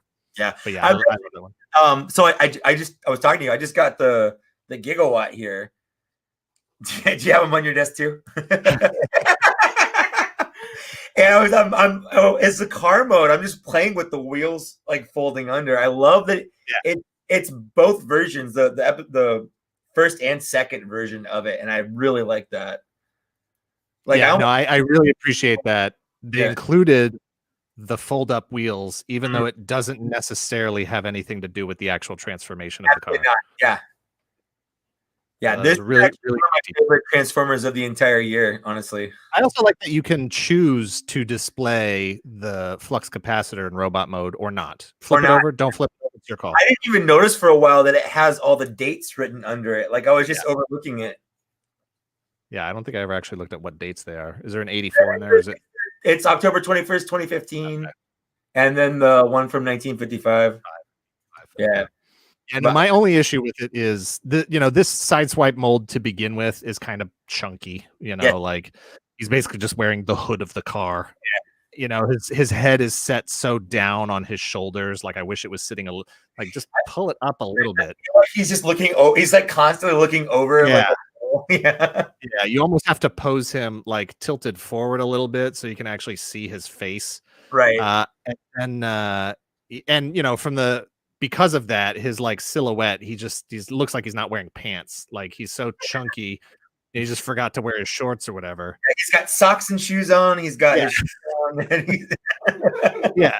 So that's an issue. And then just for me personally, my Mr. Fusion won't stay in the peg hole. Like, I have to like put some adhesive on there, peg it. I put it away with the accessories. Yeah. It's not really that big deal. Well, I like that it kind of just hooks onto the back of the gun. Yeah, it sticks to the gun fine for me, but it won't stay on the actual car. Yeah, that sucks. But otherwise, I wasn't sure. I didn't pre-order it, and I was like, maybe if I see it in store. And then they announced, once they announced Maverick, which I was supposed to get today and still hasn't been delivered. Once they announced Maverick, I bought Ectotron because I was like, I can't not get them. And then this popped up. As soon as this popped up on GameStop in stock, for whatever it was, 2025, I was like, I'll get it. I have the other two. It's like a begrudging, I'll buy it, fine. Yeah. And the car mode looked great. Yeah. I ordered this while I was chatting with you because it was the day they put Cad Bane. It was like the same day. So I ordered both. Yeah. What else do you have on your desk? I've got a bunch of GI Joes. I actually cleared my desk off earlier. I have there's two big bookcases right here next to me that just have tons of stuff. There's all Fets here and Gundams and Mythic Legions and Marvel Legends and just all kinds of stuff. But usually like sort of across the front here is my current top 10 of the year. Okay. And I sort of stuff comes in or I change my sort of mind. I cycle stuff in, cycle stuff out. So I'm always evaluating that. It's up to the moment. I could set up a live cam, and you would always know what my top 10 of the year are. And it's I gotta say I'm surprised by it. Obviously, we'll be doing something with that in the next couple of weeks here. We usually post that. I usually wait till as long as possible. Greg's like, do it now. It's December. And I'm like, I'm still gonna get more figures. You never know what's gonna come in December. Yeah, like I think the only thing I still have on pre-order that I haven't received yet is Maverick and the evil Pink Ranger there, the Ranger Assassin, whatever her name is. I hope that comes in time. We'll see. I ordered it like 8 months ago. But my top 5 is like really strong, and then it just sort of drops off after that because there were so many things that I was expecting to be in the top 10 that just didn't rank. I thought the Gundam universe, I love those figures. And the 3 that came out this year, I was just kind of like, they're not that great. I've seen them a couple times. The Easy 8 is one of my all-time favorite Gundams. Yeah. MS Team is one of my favorite Gundams of all time. I haven't bought it. I have the model kit. Like, I just don't feel like I need a figure of it. No, it's real fun, and I like it. It just like the Gundam Wing Zero, the Gundam Wing Custom, which is the one from Faults with the bird wings. Yeah, I love that design so much. Yeah, and I was like, I saw it at Toy Fair like 2 years ago, or whatever, and I'm like, oh my god, I can't wait. And I finally got it, and the articulation isn't as good as like the Mobile Suit and Action figures from like 10 years ago. I love that line, the little like 4-inch ones. Those were like, you went backwards. What? And so I was disappointed with it. It may still get in just because I love the look so much, but it'll be number 10. Roger that. So it's like 1 through 5 are real strong, and then 6, 7, 8, 9, 10 are kind of just like, well, I got to pick something, and I guess these are, I do find myself, I know a lot of people don't like them, but I find myself playing with those Jazzwares 6-inch Halo figures, 7-inch Halo figures a lot. I love them. I've almost bought them twice before you even like started posting about them. I saw Master Chief and one of the others, and I almost bought them because I don't really care about Halo, but I really love Red versus Blue. Like I watched every season for a long time. I'd go to Comic-Con and talk to the Rooster Teeth people. Like I love Red versus Blue. But like now that I've kind of decided, I could buy one, I can't find them anywhere. Like and I don't know why they go for like $40 or something on eBay. They're ridiculous, and like Amazon doesn't have them in stock. Nobody has them in stock. Like I was tripping over them at like Targets and WalMarts for the longest time, and I was like, you know what? I don't care what they're saying on the internet. I'm gonna buy this Master Chief figure because I think it looks really cool. And I checked it out. And I'm like, open up the box. His shoulder fell right off. Like, right out of the package, it just popped off, and I was like, well, they were right about something. The QC is not great here. Fair enough. But I popped it in, and it's just it hasn't fallen off since. And like I don't know their names, I don't know their insignias or whatever. Yeah. The white one, the one with the white armor. The toes are loose as hell. They're terrible. Like I actually have to do something because usually with like loose toes, they're only loose going up, right? Right. But these actually droop. And I've never seen toe articulation do that on a figure, like be that loose that they actually droop down. So, but there's so much fun. I dig the armor. The chromed visors are just so good. Yeah. Go on eBay. I don't know if you watched my video on this, but there's this stuff called like Kiki Fix Loose Joint. It's definitely like English. But I don't know. People saying, oh, it's just like silicone and some like light glue. But it works super, super well. I've used it on a couple of my Black Series figures that have loose ankles, a couple Transformers that have really loose ball joints, and it's not as dangerous as glue in terms of like eating plastic or like seizing up a joint. But it definitely, because it's liquidy, so it'll get inside a joint and like get it all nice and like good. I guess I've had good results with it. As toxic as nail polish. I know a lot of people mention nail polish. I borrowed her nail polish a couple times. If it works, it works. Yeah. It also looks really good.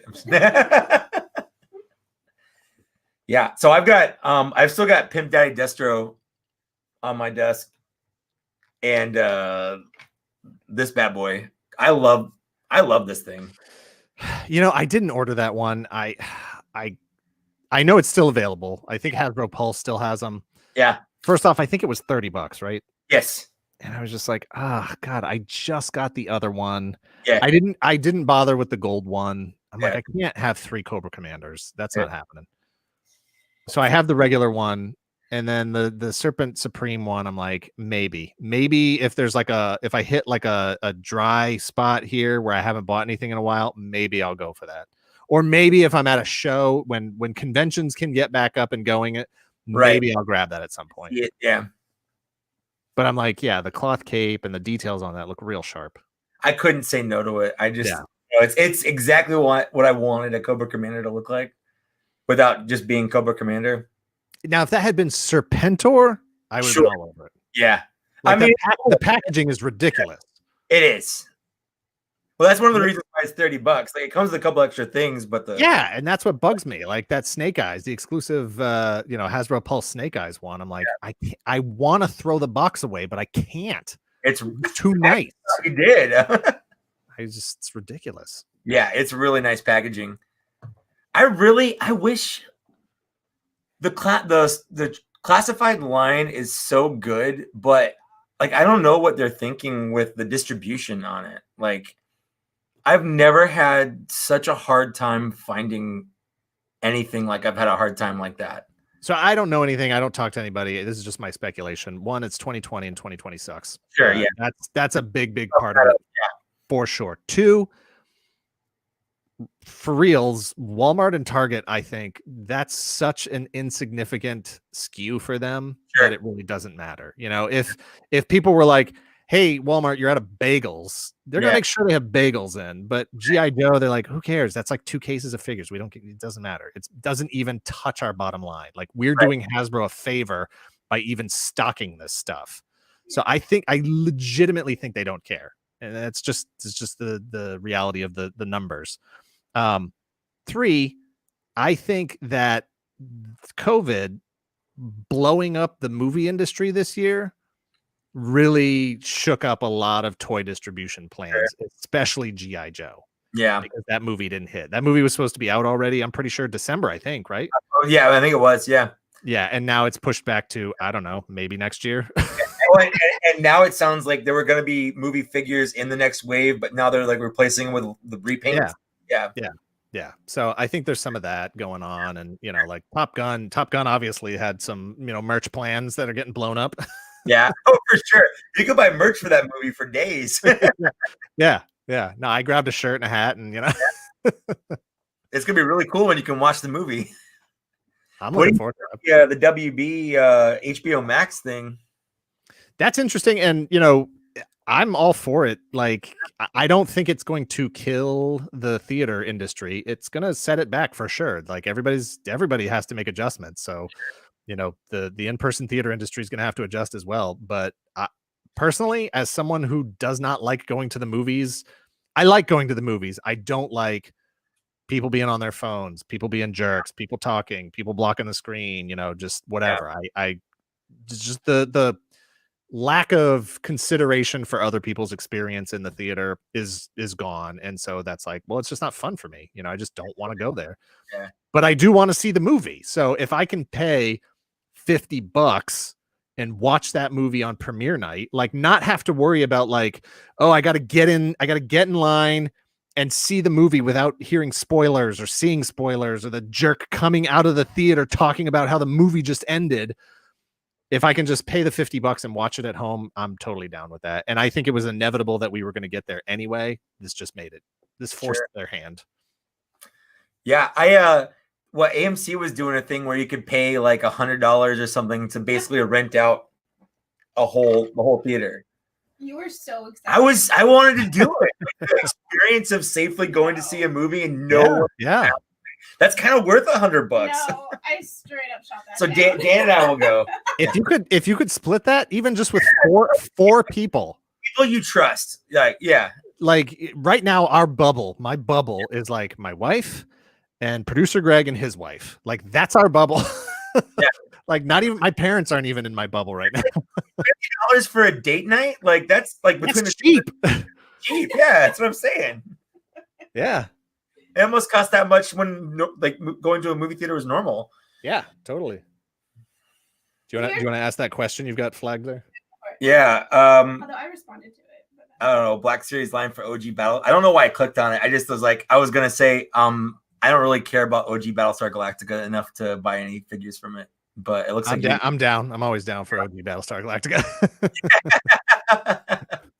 For sure. From OG Battlestar Galactica before I bought something from the newer Battlestar Galactica. I didn't get into the new Battlestar Galactica, and that's just me being a brat because I love the designs from the original Battlestar Galactica so much that I just could not adjust to the different ships and the human-looking Cylons and all that other stuff. I was just like, nope, I want chromey samurai robots with kit, eye lenses and these chunky old late 70s, early 80s ship designs. That's a classic ship design right there. I love it so much. And every time there's like a game or something, they always try to like streamline it and modernize it. And I'm like, no, stop. You don't touch the classics. Nope.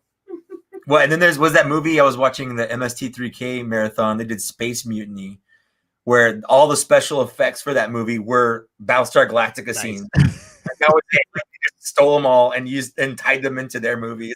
It's like Power Rangers using the Sentai like stuff. Yeah. Did you have a question? Well, this is my own question. Okay. Literally no one but me will care about this, except maybe Mike. But do you guys have rooms in your house where toy-free zones? Like this Galaxy say, nah, no toys in this one. It's never been like a intentional, like we have to draw the line here, no toys. Yeah. It's more just like there are just places that I don't want to. Like we don't have any in the kitchen, there's none in the there's none in the bathroom, there's none in the laundry room, It's not about bathroom toys. I mean, come on. I mean, the cats bring their toys in the bathroom. We find stuff in the tub every once in a while, but we have like this room I'm sitting in is sort of like dedicated to, workspace. I'm sure you obviously have your room there, and Lily's got her desk set up, and just like you, I've got bookcases with shelves and stuff. And then in our, sort of like main living room area, there's, a couple of Detolf cases and whatever, but storage otherwise, I just don't have a lot of stuff out on display. Now, when I was single, in my own, 2-bedroom apartment or whatever it was, every horizontal surface was covered. Like that was long ago enough that camera phones in your pocket weren't a thing. Right. And that sucks because I really don't have that many pictures from back then to say like, oh, you think you're a collector right now. Yeah. Let me show you someone who had a problem, That's fair. Okay. Yeah, I'm getting to the point where I'm out of space back here, so it's time to start getting rid of some stuff. Well, that's also because I have a kind of firm no toys in our bedroom. Like I just want comfy, cozy, not toy collector-y. Yeah, sure. But, we got the living room and we have this room, and I feel like that's enough. If I can't fit toys in 2 rooms of our apartment, that's a me problem. Yeah, I mean, we don't have any toys, but I have my Captain America shield on the wall. That makes sense. I mean, we could use that for like 2 different reasons, but okay. Well, you're weird. Yep. Okay. Way to take it there. Yep. Well, speaking, I actually had a question that kind of related to one of those early lines. So there's like a weird resurgence lately with like retro style toys. What you mean, like 5 POA type things? Yes. And like intentionally not like as good as we can make it kind of thing. I mean, Super 7 for a while now has had a lot of success with the reaction stuff. I love them. I wish they were cheaper. If they were a little bit, if they were $10 a piece, I would buy so many of them. But at 15, I can't. Nope. It's just, it crosses that line for me. There's no there's no like one franchise where I'm like, okay, you know, I'm such a big Masters of the Universe collector that I'm going to get all of those. This is a dream come true. I got to have them all. They'll throw out a character every once in a while that I'm like, okay, yeah, that character, there's no way I'm going to miss out on that. You know, Rocketeer back in the early days of the reaction line, Rocketeer, I was like, oh, shoot, I am absolutely getting Rocketeer, no doubt. But like the Back to the Future stuff, I'm like, I don't really need to have that. You know, Karate Kid, I've got a Predator or two, I've got an Alien or two, you know, it's like, I don't really feel the need to have all that. Hasbro, yes, I feel, is missing a huge opportunity and has been for a very long time to just make those figures and make them cheap and fill in all the gaps, you know, like you don't have to re-release. They're doing it. You don't have to re-release the vintage figures, but do the characters who just never got made. So I love that they did Tarkin. I don't love that they threw him in with, you know, you had to buy the game. Yeah. I love that they did the Empire version of X-Wing Luke. I don't love that you had to buy the game. Right. Like, why not make Darth Maul? Why not make Qui-Gon Jinn? Why not make Jango Fett? Why not? Like, what? Why not? It doesn't make any sense. So the fact that they released the Mandalorian ones, that those are coming, that I hope those do well. I didn't pre-order them. I'll probably grab them at some point, but I hope they do well because I really would love to see them keep expanding that line. I have no interest on it, but I think it's cool for the people that do. Yeah, that too. Yeah. And there are a lot of people that would absolutely just scoop that stuff up. More than I thought, to be honest. Yeah, no, I was surprised. I was surprised by how many people were actually interested in that. Obviously, I grabbed, you know, this year, Fett came out this year, so obviously I grabbed that one. That was a tough find. I had to squeeze on my contacts for that one, for somebody to send me one. It's kind of weird being someone with contacts like that. Like I've done that this year too, where like for instance, Eli, him and his dad got me. Papa Gord was in chat. Like I've got like a network of people. Like if I know I need something and can't find it, like I put feelers out, and that's weird. There's no way I would have this Kenner homage Fett, this Comic-Con exclusive, if I didn't have one specific person who knows every year that I'm going to reach out and say, "Can you get me a?" Yeah, I got that one as a surprise from I think he's in chat. TK6287. He's actually he lives up in San Francisco. He's a member of the 501st like Stormtrooper and stuff, but he surprised me with that because he knew that I wanted one, and that was super nice of him. Yeah, I screamed when you did. Yeah, I saw the video. You did it in the video. Well, actually, so I actually didn't tell us anyone. I opened it before, so my reaction on the video was not as genuine as it was. Yeah. And I had no idea he was opening anything, so he just straight up screamed. I ran in. Well, I wasn't expecting to get anything, so I'm like, what is... And he bought it. I think he bought it off eBay because it didn't have his name on it. It had some random person's name on it. So I'm like... Oh, yeah.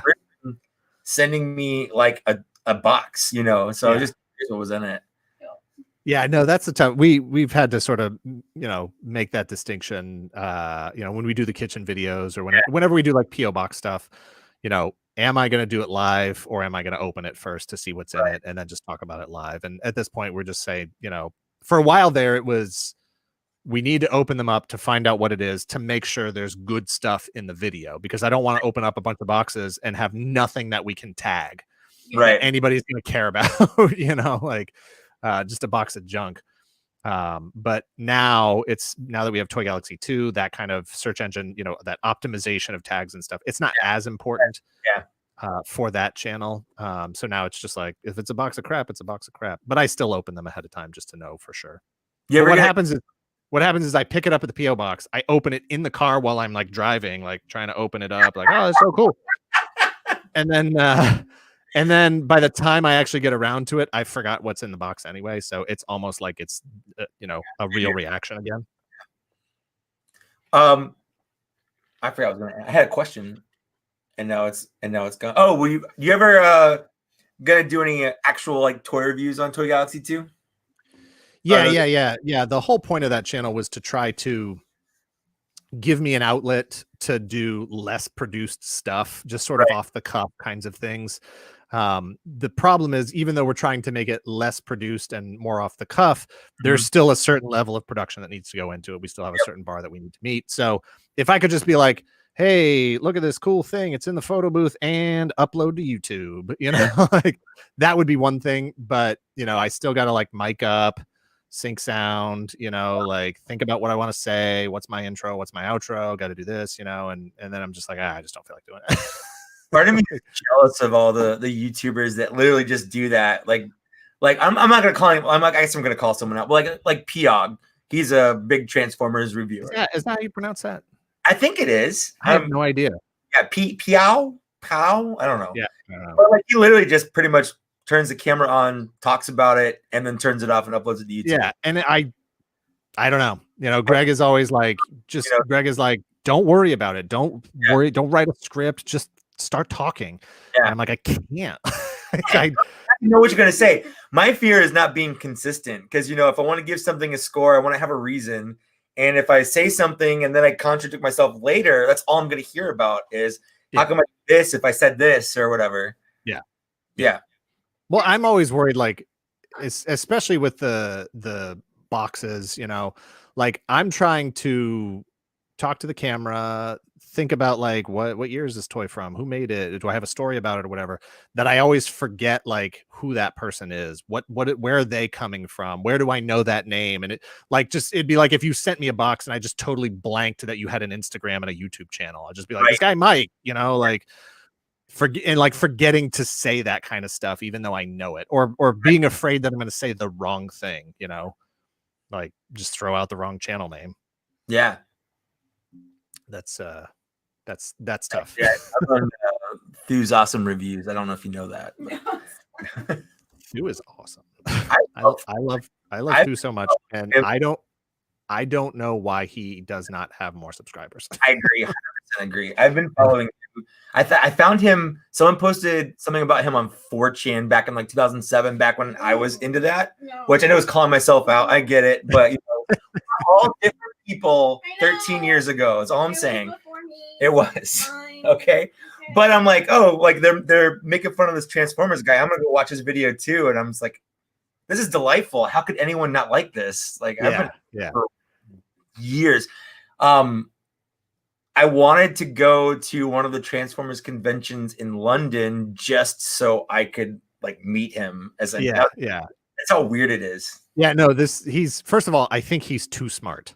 Like he's 100%. And I think sometimes we run into that as well. Like I try not to write down, you know, like we do a lot of fart jokes and, you know, stupid stuff and Serpentor costumes and whatever. And that's all funny stuff, obviously. But, you know, there's some, you know, smarter jokes and stuff in there too, things you might miss if you're not really paying attention. But he's just so clever and smart with his writing that I think he's just too smart for a lot of people. And a lot of people are like, I wasn't trying to work while I was watching this video and I have to like pay attention to what he's saying. That's a little hard. That's asking a little too much of me. I just think he's so clever and funny. And I'm so glad that he's only doing Transformers. Like for a while there, he had started Toy Grind, which was, you know, he was rolling in Mask and he was rolling in other stuff. And I was like, oh no, if this dude starts branching out, I don't know. He's gonna take over. And like you just said, like my family, my parents, my brothers, and whatever, were planning this year, 2020. We're supposed to be planning a trip to Europe, and there was going to be the UK and Italy, Rome, and all this other stuff. And they were like, "You have to go," and I was like, "I don't want to go." They were like, "You're not being given a choice. We're going to pay for the plane ticket. You know, you're going to stay with us, hotel room, and whatever." And I was like, "Nah, I just don't want to go." And then I was like, "Oh, but maybe I can hang out with Thu." Like, maybe I can hook up with him somewhere, and that would make the trip worthwhile. Also, I love my family, if any of them are listening. So. Oh man, last year when we were doing, I think it was our first. It was our first advent calendar video last year. I made a joke about something about my family, and my mom got just absolutely offended by it. Yeah. Immediately said it's a joke, and you cited your source. Yeah. Oh, I quoted a Mitch Hedberg. It was a Mitch Hedberg joke. It was like, I used to have a great family. I mean, I still do, but I used to, you know, that whole Mitch Hedberg joke. Yeah. And my mom just didn't get it. All she heard was, I used to have a good family or something. And she just got so mad at me. For like, yeah. Mom, that's the character I play on TV. That's not me. It's not really me. You know I'm edgy comic on my channel. Phase, Mom. I did have this kind of touches on one of the questions I had for you is what's your favorite bit that you've done or your current or like a running bit you do on your channel? We have quite a few, and we kind of go through them. You know, like they sort of like we hit them a lot for a while, and then they sort of go away. Like Greg, just in the GI Joe video list that we just did, he brought back the I think it's from Death Wish or something. I don't know. The I warned you, and then the one guy shoots the other dude with the rocket launcher. we hit that one pretty regularly for a while, and then it kind of went away for a bit, and then he brought it back, and it was like, you know, when I watched the video, I was like, oh, I totally was not expecting that clip there, but that one came back. There's a lot of stuff. Like one of my favorites, like just sort of things that I say end up becoming bits that we write in. Like for the longest time, I would say like, I'm not really a toy industry expert. I don't know how any of this stuff works. And then like, so many episodes in, it's like, well, I kind of am now. Like I do now. So that line doesn't hit as much. But there's the one where I would go like, see, and I would pull up my sleeves, right? Yeah. And it's just sort of like a resetting the sort of thing. See, and I would pull up my sleeves. I do that in the video where I'm wearing the He-Man costume. And I was like, oh, I got to do it with this because it's like I'm pulling up my skin. Like, yeah, that was one of my favorite ones. Yeah, there's a lot of gags. At some point, like we talk about doing like, oh, for an anniversary or something. Like our anniversary of the channel is in April.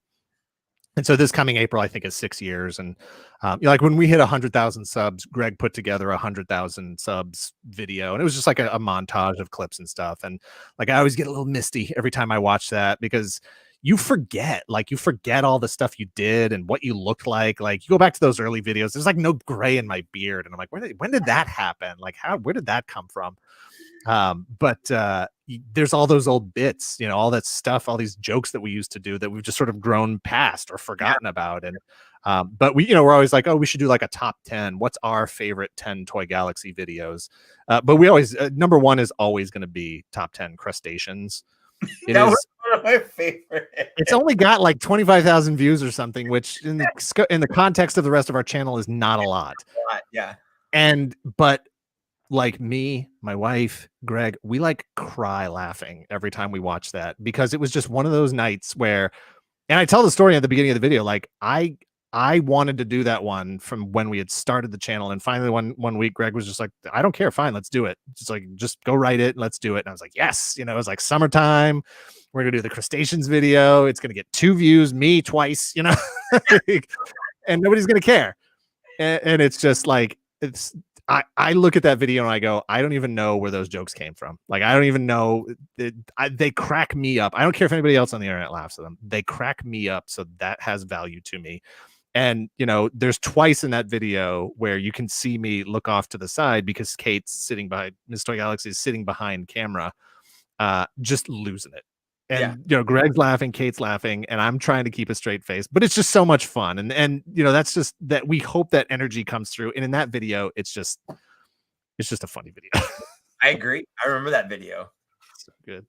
It's so stupid. And that's the best part of it. Do you think the new roadblock with new colors will be a peg warmer? I don't know. So far, there's no such thing as a peg warming GI Joe Black Series figures. I would say that's the right answer. Even the Cobra Island roadblock that everyone said was going to peg warm, like I've seen it once and I bought it, and that was the only time I'd seen it. So I've seen it twice, and both times, the first time I was like, oh, this one's going to peg warm. I'm going to see it a million times. I'll grab it. Like the 5th time I see it, and I didn't buy it, and then it was just gone. And then I saw it one more time recently, and I was just like, I don't really want to buy that today. Like I was buying something else, Yep. I'm just like, I don't want to buy that today. Amateur Toy Hunter says, about how old are you, and do you ever see yourself getting out of the collecting game for both of you? And if so, when? I'm about... I round off to 0 if we're talking about 0 to 100, so... I'm almost 40. I'm 76. I'm born in 1976. Freedom. No, I'll be collecting forever. Yeah. You know, and it's weird. The older you get, the weirder it is because you're just like, what am I going to do with this stuff? Like, I thought I was going to own this stuff forever, and even if I do, that doesn't mean I'm the last owner of this stuff. And that starts to get real weird when you start thinking about it that way. You know, when you start thinking about like, I'm getting old enough that some of the stuff that I owned when I was a kid is starting to break down, like the chemicals, the plastics and stuff. Like really and sticky and yeah. And then you start going like, okay, well, you know, this thing that I've had for 20 years looks like this now. What is this thing that, you know, I have now I just bought? What's that going to look like in 20 years? You know, like, do I need to like take care of it? Do I care? Do I, you know? Dang. Yeah, I don't ever getting out of I remember vividly as a child, I thought I'm like none of the adults I know are gonna collect toys. I'm gonna still collect toys when I'm an adult, and here I am. I'm an adult. You did it. Well, we've talked a lot about how it might change, but like getting out of toys is very absolute. No. I could see my collection getting a lot smaller, you know, depending on where I'm living, depending on lifetime, you know, circumstances, jobs, employment, money, family, health, whatever. But I don't ever see myself like going to a, you know, or seeing something really cool come out and just being like, nah, I don't do that anymore. You know? Or that's the old me. What do I need another one of those for? Toys. Haven't heard of those in a long time. Yeah. Any thoughts on the next big NECA Turtles reveal? I don't know. I honestly, are you guys omnipotent? Do you know? I don't think Dan. You don't collect the NECA Turtles anymore, right? Or the I was done as soon as I got the movie set, the 4 Turtles movie set. I was pretty much done. I'm not a big enough Turtles collector to care about anybody beyond the regular Turtles, and those were like my ideal versions. So I was like, yay, I'm done. Yeah, I was very into the NECA ones when they started because they looked like the cartoon, and I'm like very into that aesthetic.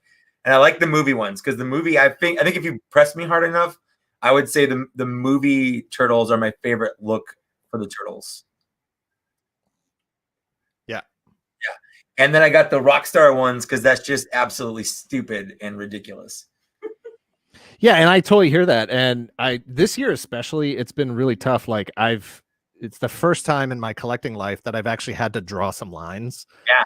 And say, I can't get all of these lines. You know, I gotta look at it and say, I'm not a Turtles collector. Yeah. I'm not a He-Man Masters of the Universe collector. I am not a Ghostbusters collector. You know, I've never been a Transformers completist. You know, I've got my core like 10 or 12 characters that I really, really like. You know, whenever a new Sunstreaker comes out, I'm gonna grab that. That's your boy. Yeah, I'm looking forward to that new Huffer. You know, like, it's so weird how I'm looking forward to Huffer. But you know why? Because when you were a kid, like, you know, my first actual Transformer was Gears. Okay. Yeah. Because it was cheap. And, you know, I was like, I want a Transformer. And my parents were like, here's one for $6, you know, like, so you get attached to Gears. And it's like, I'm not looking forward to Omega Supreme. I'm looking forward to Gears. Right. Like, for me, it was just a like blue Huffer or whatever, purple Huffer. Yeah. What was it? What was that guy's name? Pipes. Pipes. Yeah. And I would buy Pipes and Huffer if they do both. Warpath is my guy. Warpath is my other guy. And I have the classics one or whatever it was. Mm-hmm. I think the Earthrise one looks terrible. So I'm like, yay, I don't even have to buy that. Because they cheated with like the shield, you know, like, no, thank you. No, sure. Thank you. Yeah, I'm probably gonna buy that one. But yeah, I this year, like I said, this is the first time I've had to draw lines and say, I can't get all the Marvel Legends. I can't get all the stuff. I need to be careful and selective about what I'm buying and only get those specific things. Yeah, I think we talked about how many Marvel Legends we haven't bought this year. I am shocked. Like last year I started doing like winding up to the like top 10 of the year. Mm-hmm. I started doing like photos that were like, okay, here's all the Marvel Legends I bought this year. Here's all the Black Series I bought this year. Here's the McFarlane Fortnite. Here's the Jazzwares Fortnite. Here's the Gundam stuff. And just sort of trying to do these composed group shots with all that stuff in it.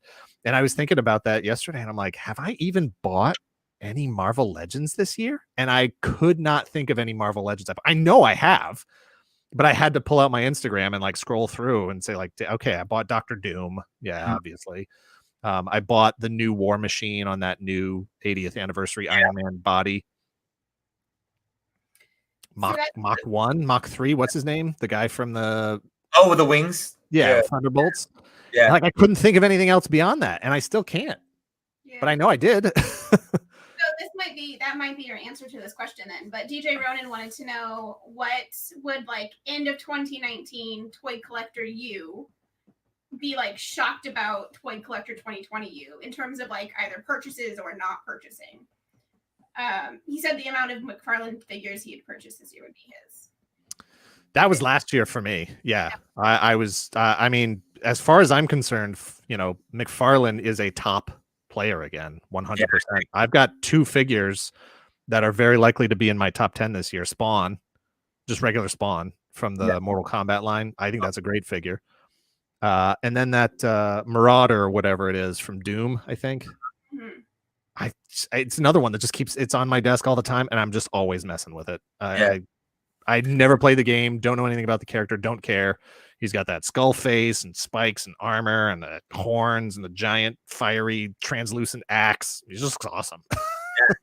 I feel like McFarlane toys came out of nowhere, like at the end of last year with like the I mean they had the Mortal Kombat line and they were doing some anime stuff, but like when they hit with the and Fortnite was going all year for them last year.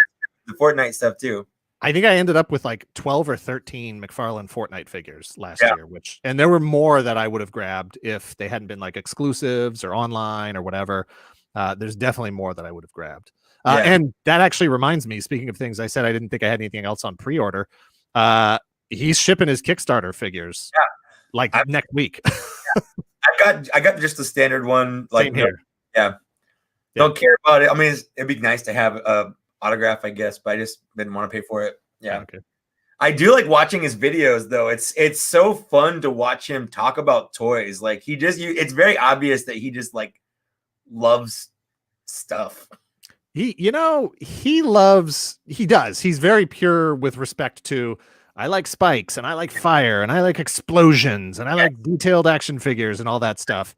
But I think he's really in love with being excited about stuff. Like he's just like a born promoter. Yeah. And I had the privilege of speaking with him at Toy Fair back in February, and we posted an interview with him on our Patreon. But he just like turned it on. Like, 2 years ago, I was in the McFarlane booth and I had a chance to just talk to him. I didn't interview him or anything, but it was just like, oh my God, Todd McFarlane, like you're a legend, like your comics. I spent my own money on your comic books when I was a kid and all that stuff. And then so this year I was able to just talk to him and we talked about the Kickstarter, but it was just like, he just turned on the faucet of promotion. He was like, what camera? This camera? Tell me when. Okay, we're recording. And he was just like, blah, blah, blah, blah, blah, blah, blah, blah. Is he having an off? But I believed that enthusiasm, like he got me excited, So someone at the start of the stream asked Hasbro or McFarlane's. If I had to pick one or the other? I didn't know if you guys could pick, so I didn't offer it up at first. I would have to say Hasbro. Hasbro has too many licenses. It's the licensing for me. Yeah. Like Marvel Legends, Black Series, Transformers, Power Rangers. Like, so I guess the question that someone had, like, what would 2019 be surprised about with 2020? For me, it's how many Lightning Collection Power Rangers. I think I've got. Even support that. That's so weird. I love them so much. I've decided I'm not buying anything from like Dino Charge because I just don't like the designs. But like anything else, I've been buying. I don't even know anything about them. I haven't watched any of the shows past the original MMPR, but I love the toys so much. Yeah, that's long time Sentai fan. My dad was military, so we lived in Japan from 80 to 83, 82, whatever. And it hurts because Power Rangers doesn't get picked up until 94, 92 or whatever it is. I think it's 94. So they're never going to go backwards. Right.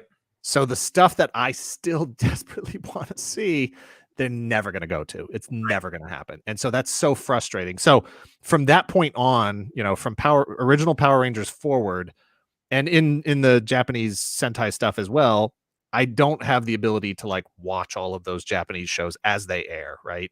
So I usually just judge them by the suit designs. So there's plenty of Power Ranger seasons where I'm just like, I don't like the suits. I don't care. And unless they release those suit designs that I like, I don't feel like I have to have them all. That's fair. Yeah.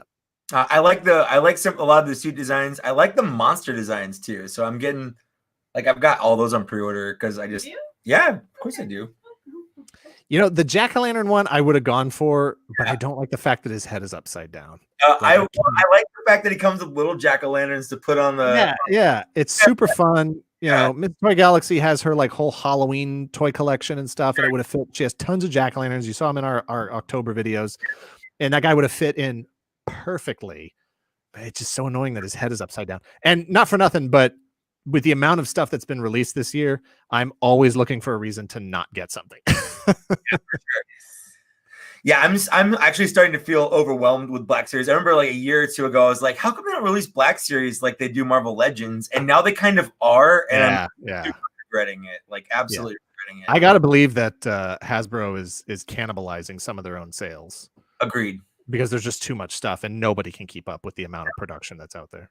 Yeah, it's and a lot of repaints, and I'm like, I wasn't going to buy the credit collection ones, and then I was like, well, I could use an extra Death Trooper because I like the design. Same. And then I'm like, well, I bought the Death Trooper, why not the Mando? And then I bought, I got the Death Trooper, I might as well get the other. And then next thing I know, I've got all the credit collections. Yeah. I said nope. I'm just not going to go down that path. If I happened to see a Death Trooper in person at retail, regular price, I would probably grab it because, like you just said, I love the Death Trooper design.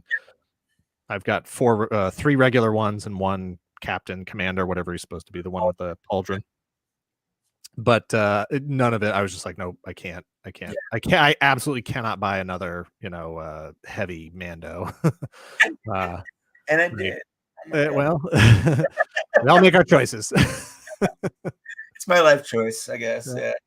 And that new Target exclusive Mando with the Baby Yoda in the pod and whatever. I was just like, God damn it! Everybody would have bought that one. Pascal face I've ever seen. Yeah, it's not good. So a lot of the stuff Lily, she's okay with, but the one that I collect that she's not okay with is Mythic Legions. She like them. She does not. Like, I'll buy them. Like, look how cool this guy is, and she's like, no sense. Yeah, she doesn't like it. What doesn't make sense? Oh, okay, I justify this because in my broken little brain, it's nostalgic, and there's like, there's no nostalgia attached. I got you. No, you can't make up a nostalgia. some of them are themed after He-Man figures. No, I don't know. I can say like, oh, you watched that show when you were little and you loved it. Yeah, see, look at how cool that is. He's got wings. Yeah. This guy's nothing but cool. And this is just like a regular guy. This isn't even like a named character. This is just like Joe Skeleton. Like I bought. He cannot fly. How can he fly? I know he's not gonna. Well, he's first of all, he's a reanimated dead, so he can do whatever. Like, but yeah, it just I love Mythic Legions. I cannot collect them at that price. So like, I'm looking at those. I agree. That's the other reason I don't like them. I'm looking at those. The moose. Yeah. All that stuff. The one that looks like the goat or deer, whatever, reindeer looking guy, whatever. And I'm like, I know those are the cheapest they're going to be. And I know if I wait until they actually come out, I'm going to pay even more. Yeah. But the idea that I'm going to drop, $60 on a moose that I'm not going to have for another like 18 months, I can't do that. I need instant gratification. Have you pre-ordered any of the new ones? I haven't pre-ordered it yet, no, but I have to pre-order the moose. Yeah, I think the pre-orders end on like January 8th or something like that. I kind of want the moose too. I will say and I will never say this again, but they are very nice quality and they are they're gorgeous. Yeah. But there's no connection. I hear that. I hear that. I guess I just don't need a connection. I don't either. I don't either. So what you're telling me is that you are okay with my toy collecting because you justified it in a certain way, and now I'm sort of outside those. Every time you don't open a toy, I die a little bit inside or contemplate divorce. Wow. Yeah. When you don't open it? Yes. She was only okay with my collection because I opened everything. That's weird. I mean, that's backwards from expectations. Usually the expectation would be like, oh, I don't mind you doing it because it's an investment, because it's going to, appreciate in value. No. I'm the weird person though with books. Like I collect books, so we have tons of books everywhere. But I will fold pages, write in them, highlight. Like I'm that book reader. And so the idea of toys staying in boxes to me is like, why did you even buy it? That money could be anything. Right. Else. Right. Like yep. that's where it gets. At least they get used, and For me, they're an investment for the YouTube channel. It's a business decision. Sure. So business needs to bring in more money. Well, as long as I use them on the channel, I can write them off on the taxes. Yeah, that's true. That's true. It is true. The moose is probably the only thing I really want to buy from the new ones. Does he have a name? Because I kind of like. I think it does. Oh. I think it does have a name. You don't have to look it up. It's Look, okay. I live in New Hampshire, so we have moose on our license plates. So you need a moose then. Yeah, I also love that their store's name is Store Horseman because they're the. It's really clever. It's a good pun. It's stupidly clever. Alder the moose. Oh, he's cute. Does he have a creepy side, or is he just like? No, wait, that's not what I meant to do. What did you do? Don't make me bigger. I'm trying to. There we go. Hold on. I have no idea what's happening right now. There we go. That's what I meant to do. I did it. Okay, let me zoom in here because he's stupidly small. There we go. It'll get bigger. I just got too big, guys. I'm really good. I'm really good at computers. Do you guys know I do this professionally? Anyway, so that's look at those antlers. It's resplendent. Yeah. This is majestic. It is indulgent. Yes. Like, he's just a moose. This is like it's them showing off. As Mythic Legion's just showing off the four horsemen. But think about all the figures I can put on that moose. Wait, is there anything mythical about this moose? Like, is the other view of him that we can't see like a half dead moose? No. Like, he's just he's a mythical creature. Honey, moose aren't mythical. Well, this one is. I don't need anything else to justify it. It's an awesome looking moose. I have one of their regular horses on pre-order from the last. Horse, gorgeous. I wanted the on fire horse. I think that's the one. No, see, I had the fire horse and the regular horse, but Mrs. Toy Galaxy has always been like a Briar horse collector. So I was like, I have to get a regular horse. So I think I canceled the fire horse, got the regular horse, but I think I still have the fire guy with his big bat wings and stuff, and he's got all the horns. I think I have that guy on pre-order. Yeah. I thought that was the moose. No, this is a card based off that horse that he's talking about. So usually you see how they have a little like blurb right here. They craft like backstories for them. I understand so they're that, mythical in that sense. Like it's just an odd, like somebody woke up and was like, oh, I want these toys, and they made them, which is awesome. That's great. But now you're like, and I need them in my life, and they have such a backstory. I don't know. I don't even care about the story. No, it's just a moose. I have so many figures. I have no idea what they say on the back. I just like this one looks cool. This is an angel chick. This one is a purple cat guy. So who would you put on the moose first? That was the question. I would probably put my my Link figure from the Legend of Zelda on it. Does Link ride a moose? No, I just think it would look cool. Okay. Maybe I'll put like Luke Skywalker on there. I don't know. Like I think anyone riding a moose is cool. Danny, what did you put on the moose? Probably any figure I have that looks like me because I live in New Hampshire and that's my New Hampshire moose. I feel like you lucked out with that Mr. Fantastic head sculpt right there. It was weird, man. It was real weird because I'm like, there's no way they did that on purpose. I mean, I've seen what he looks like in the comics, like that's what he looks like in the comics. And I try not to get a big head about that kind of stuff because I'm like, look, it's not because you have a specific look, it's because you have a generic look. It could be true. But they made a Transformer that looks like Thu. it's true. Well, I mean, I'm like, look, I'm a middle-aged white guy with graying temples and graying beard. It's not like, oh, we've never seen that before. You're really breaking the mold there. Exactly. So it's not a surprise. No, but I appreciate it. But it's still nice. Like you can pop that thing on anything, and you got yourself a toy. Yeah, you got Stu, baby. Anyway, yeah. So I want the moose too. That's all. I mean, I don't hate the moose. The problem is that you're gonna want 5 more. Well, if you get the moose. Hey, look, I just got a text. because Mrs. Toy Galaxy is listening in the other room right now. She said I actually need 8 of those moose. So. I think she's gonna do a Santa's sleigh, but with moose. Oh, that would be awesome. That would be great. Yeah. It'll be good for the 2021 Christmas season because you're not gonna get it before then. This is getting anticipated for Q4 of 2021. That's the thing. Like those G.I. Joe, like Zartan and whatever, those are like June.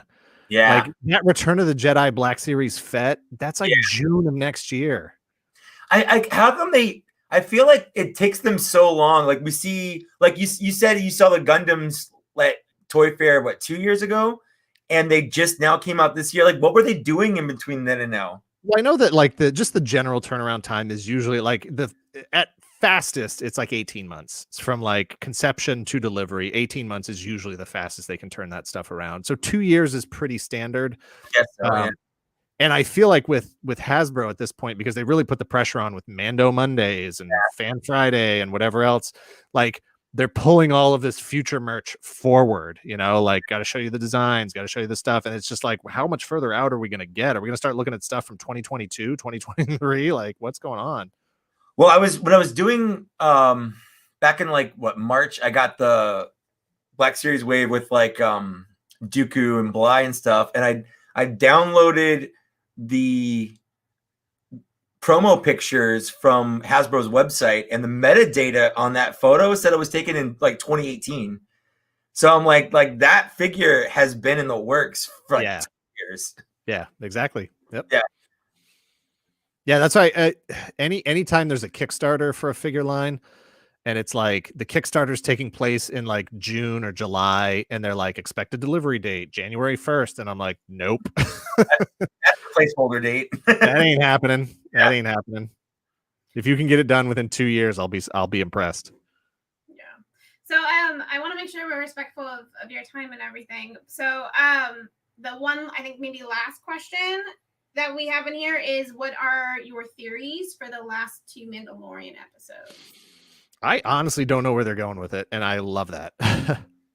Just kind of I don't expect that we're actually going to have Sith Baby Yoda or Evil Baby Yoda. I think we're building towards, I don't think we've ever seen. Usually, Star Wars is about the redemption of the father by the son, right? Like that was Luke Skywalker and Vader's relationship, right? Kylo Ren had a little bit of that reversal.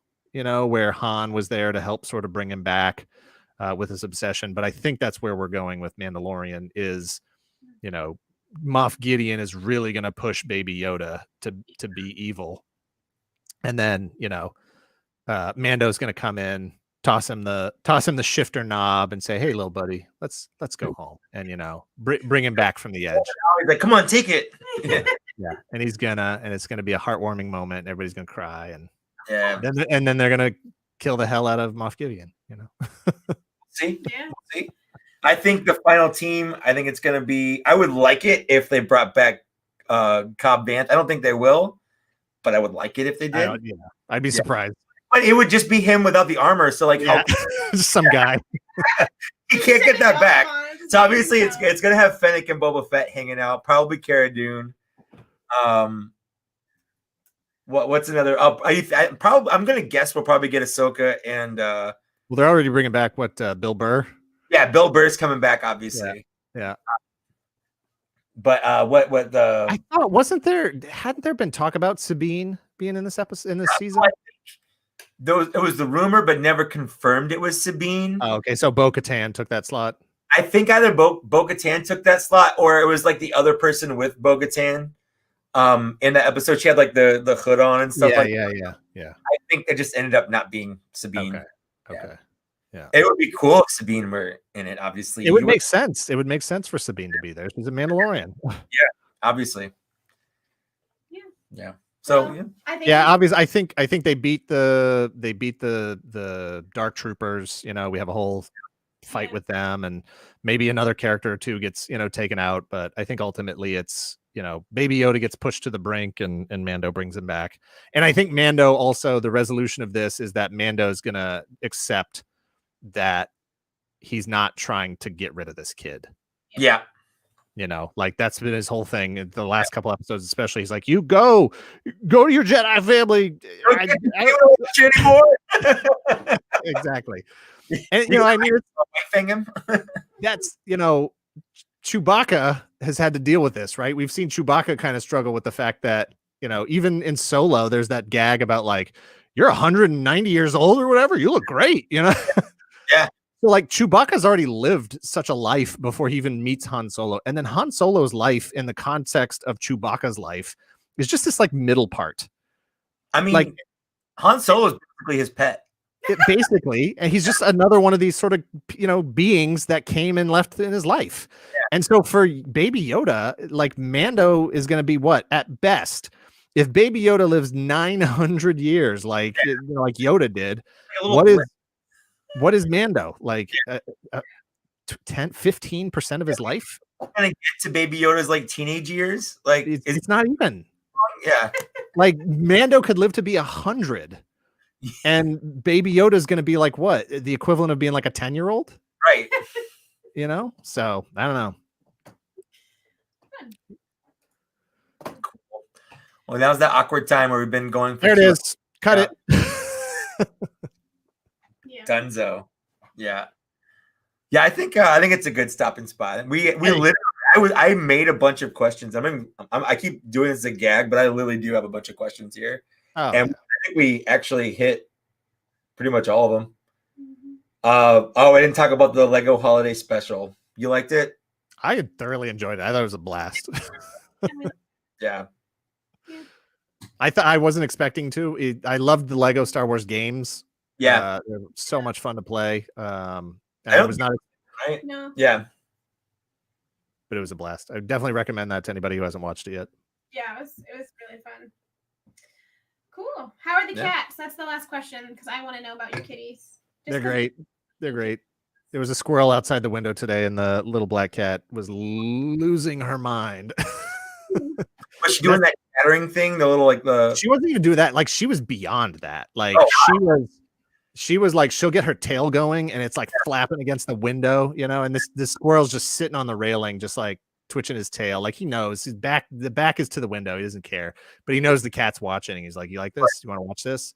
And the cat's just like clawing at the window and just going absolutely mental. And I was like, "You need to settle down. Let's close the curtains." Sometimes we get a bird that will land on our like patio rail, and our cat will just stare it down. She won't do anything, but she lets it know she's in charge. Yeah, she's not really a good hunter. No, you're really not a good hunter. At least she's respectful of the shelves, and that's all that matters. That's actually true. I've never had a problem with the first time. Yeah, when we first got our home, she jumped on the shelf, and I pulled her down and said no. She jumped off because something fell, and she's too scared. That's true. It scared her. Yeah, she knows they fall over. Yeah. There it is. That's good. All right. Well, I'm going to say thank you to everybody in chat, everybody who's stuck around, hung out, listened to us talk stuff and toys and things and whatever. Yeah. And thanks for having me on. Yeah, thanks for being on. It was always one of those weird things. Like when I asked, I knew the answer was probably yes, but I always feel weird for asking. Like we've talked a lot, but we've never actually talked. So this was great. Like the first time we've actually talked. Yeah. But cool. Well, thanks for watching, everybody. Check out, I don't know if you've ever heard of Dan. He's got a YouTube channel called Toy Galaxy, right? Yeah. That's it. So if you want, I think there's a link at the bottom in the downstairs area of the video. I put it there myself, so I know it's there. It's there. Yeah. So go check out his channel if you've never seen it. It's pretty good. Yeah. You got to catch us on a good day. It's pretty good. But thanks for watching us. Thanks for getting us far, and we'll see you later. Bye. Bye. You did my thing. Oh, I gotta do it. I have the outro. Hold on, I have to do the outro. I'm terrible at this. This is so bad. There we go.